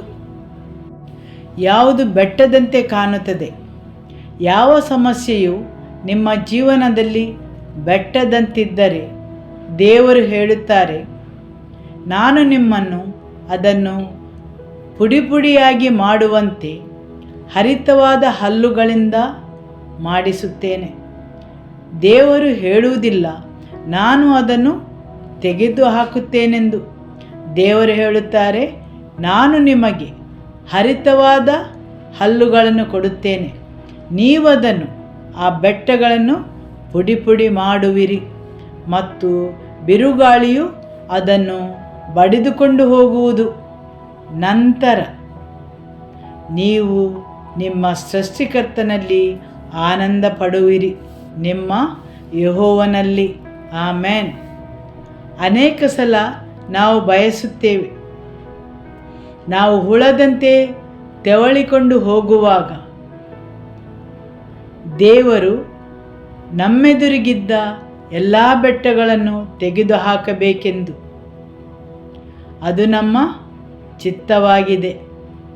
ಅದನ್ನೇ ನಾವು ಪ್ರಾರ್ಥಿಸುವುದು ಸರಿಯಲ್ಲವೇ? ಆದರೆ ದೇವರು ಹೇಳುತ್ತಾರೆ, ನಾನು ನಿಮ್ಮನ್ನು ಪರಿವರ್ತಿಸುತ್ತೇನೆ, ನಾನು ನಿಮ್ಮೊಳಗೆ ಬದಲಾವಣೆಯನ್ನು ತರುತ್ತೇನೆ, ನಿಮ್ಮನ್ನು ಬಲಪಡಿಸುತ್ತೇನೆ. ನೀವು ಆ ಬೆಟ್ಟಗಳನ್ನು ನೋಡುವಾಗ ಹುಳದಂತೆ ತೆವಳಿಕೊಂಡು ಹೋಗಬೇಡಿರಿ, ನನ್ನ ಕಡೆಗೆ ತಿರುಗಿಕೊಳ್ಳಿರಿ. ನಾನು ನಿಮಗೆ ಸಹಾಯ ಮಾಡುತ್ತೇನೆ, ನಾನು ನಿಮ್ಮನ್ನು ಪರಿವರ್ತಿಸುತ್ತೇನೆ. ನಿಮ್ಮ ಸ್ವಭಾವ, ನಿಮ್ಮ ಬಲ ಎಲ್ಲವೂ ಬದಲಾಗುವುದು. ನೀವು ಆ ಬೆಟ್ಟಗಳನ್ನು ಪುಡಿ ಪುಡಿ ಮಾಡುವಿರಿ, ಗಾಳಿಗೆ ತೂರಿ ಹೋಗುವ ಹೊಟ್ಟಂತೆ ಮಾಡುವಿರಿ. ನಂತರ ನೀವು ನಿಮ್ಮ ಕರ್ತನಲ್ಲಿ ಆನಂದ ಪಡುವಿರಿ. ಆಮೇನ್. ಹಾಲೆಲೂಯ. ಮತ್ತು ಇಸ್ರೇಲಿನ ದೇವರಲ್ಲಿ ಮಹಿಮೆಯನ್ನು ಹೊಂದುತ್ತೀರಿ. ನಮ್ಮ ದೇವರು ಹುಳವನ್ನು ಪರಿವರ್ತಿಸುವವರು. ಆಮೇನ್. ನಮ್ಮ ದೇವರು ಇನ್ನೂ ಜೀವಿತವನ್ನು ಪರಿವರ್ತಿಸುವ ಕಾರ್ಯದಲ್ಲಿ ನಿರತರಾಗಿದ್ದಾರೆ. ಆಮೇನ್. ಹಾಲೆಲೂಯ. ಯೇಸುವೇ ಮಹಿಮೆ. ಈ ನಮ್ಮ ದೇವರಿಗೆ, ಸೃಷ್ಟಿಕರ್ತನಿಗೆ ಸ್ತೋತ್ರಗಳನ್ನು ಸಲ್ಲಿಸುವ. ಆಮೇನ್. ಹಾಲೆಲೂಯ. ಯಾರೆಲ್ಲ ನಿಮ್ಮ ಜೀವನವನ್ನು ಯೇಸುವಿಗೆ ಸಮರ್ಪಿಸಲು ಆಶಿಸ್ತೀರಿ, ಅವರು ನನ್ನ ಜೊತೆ ಈ ಪ್ರಾರ್ಥನೆಯನ್ನು ಮಾಡಿರಿ. ಯೇಸುವೇ, ನಾನು ನನ್ನ ಜೀವನವನ್ನು ನಿಮಗೆ ಸಮರ್ಪಿಸುತ್ತೇನೆ. ನಾನು ಒಬ್ಬ ಪಾಪಿ ಎಂದು ನಾನು ಅರಿತುಕೊಳ್ಳುತ್ತೇನೆ. ನೀನು ನನಗಾಗಿ ಶಿಲುಬೆಯಲ್ಲಿ ನನ್ನ ಪಾಪಗೋಸ್ಕರ ಮರಣ ಹೊಂದಿದ್ದಕ್ಕೆ ನಿಮಗೆ ಸ್ತೋತ್ರವನ್ನು ಸಲ್ಲಿಸುತ್ತೇನೆ. ನಿಮ್ಮ ರಕ್ತದಲ್ಲಿ ನನ್ನ ಪಾಪಗಳಿಗೆ ಕ್ಷಮೆ ಉಂಟು. ನೀವು ನನ್ನ ಪಾಪಗೋಸ್ಕರ ನೀವು ಶಿಲುಬೆಯ ಮರಣವನ್ನು ಹೊಂದಿದ್ದೀರಿ ಎಂದು ನಾನು ನಂಬುತ್ತೇನೆ. ನಿಮ್ಮ ರಕ್ತದಿಂದ ನನ್ನನ್ನು ಶುದ್ಧೀಕರಿಸಿರಿ, ನನ್ನ ಪಾಪಗಳನ್ನು ಕ್ಷಮಿಸಿರಿ.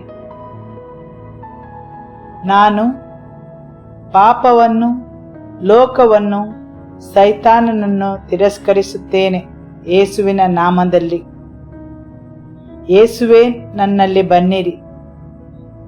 ನನ್ನಲ್ಲಿ ನೀವು ಬರಲು ಅಡ್ಡಿ ಮಾಡುವ ಎಲ್ಲ ನನ್ನ ಪಾಪಗಳಿಂದ, ನನ್ನ ವಂಶಾವಳಿಯಿಂದ, ನನ್ನ ಪೂರ್ವಜರಿಂದ, ನನ್ನ ಮೇಲೆ ಅವುಗಳಿಗೆ ಇರುವ ಅಧಿಕಾರದಿಂದ ನನಗೆ ಬಿಡುಗಡೆಯನ್ನು ನೀಡಿರಿ. ನನ್ನ ಪಾಪಗಳನ್ನು ನಿಮ್ಮ ರಕ್ತದಿಂದ ಕ್ಷಮಿಸಿರಿ. ಪವಿತ್ರಾತ್ಮರೇ, ನನ್ನಲ್ಲಿ ಬನ್ನಿರಿ. ಯೇಸುವೇ, ನನ್ನ ಜೀವನದಲ್ಲಿ ಬನ್ನಿರಿ. ಈ ದಿನ ನಾನು ನಿಮ್ಮನ್ನು ನನ್ನ ಜೀವನದಲ್ಲಿ ಬರಲು ಆಹ್ವಾನಿಸುತ್ತೇನೆ ಮತ್ತು ನನ್ನ ಸ್ವಂತ ರಕ್ಷಕನೆಂದು ನಿಮ್ಮನ್ನು ಸ್ವೀಕರಿಸುತ್ತೇನೆ. ಆಮೆನ್.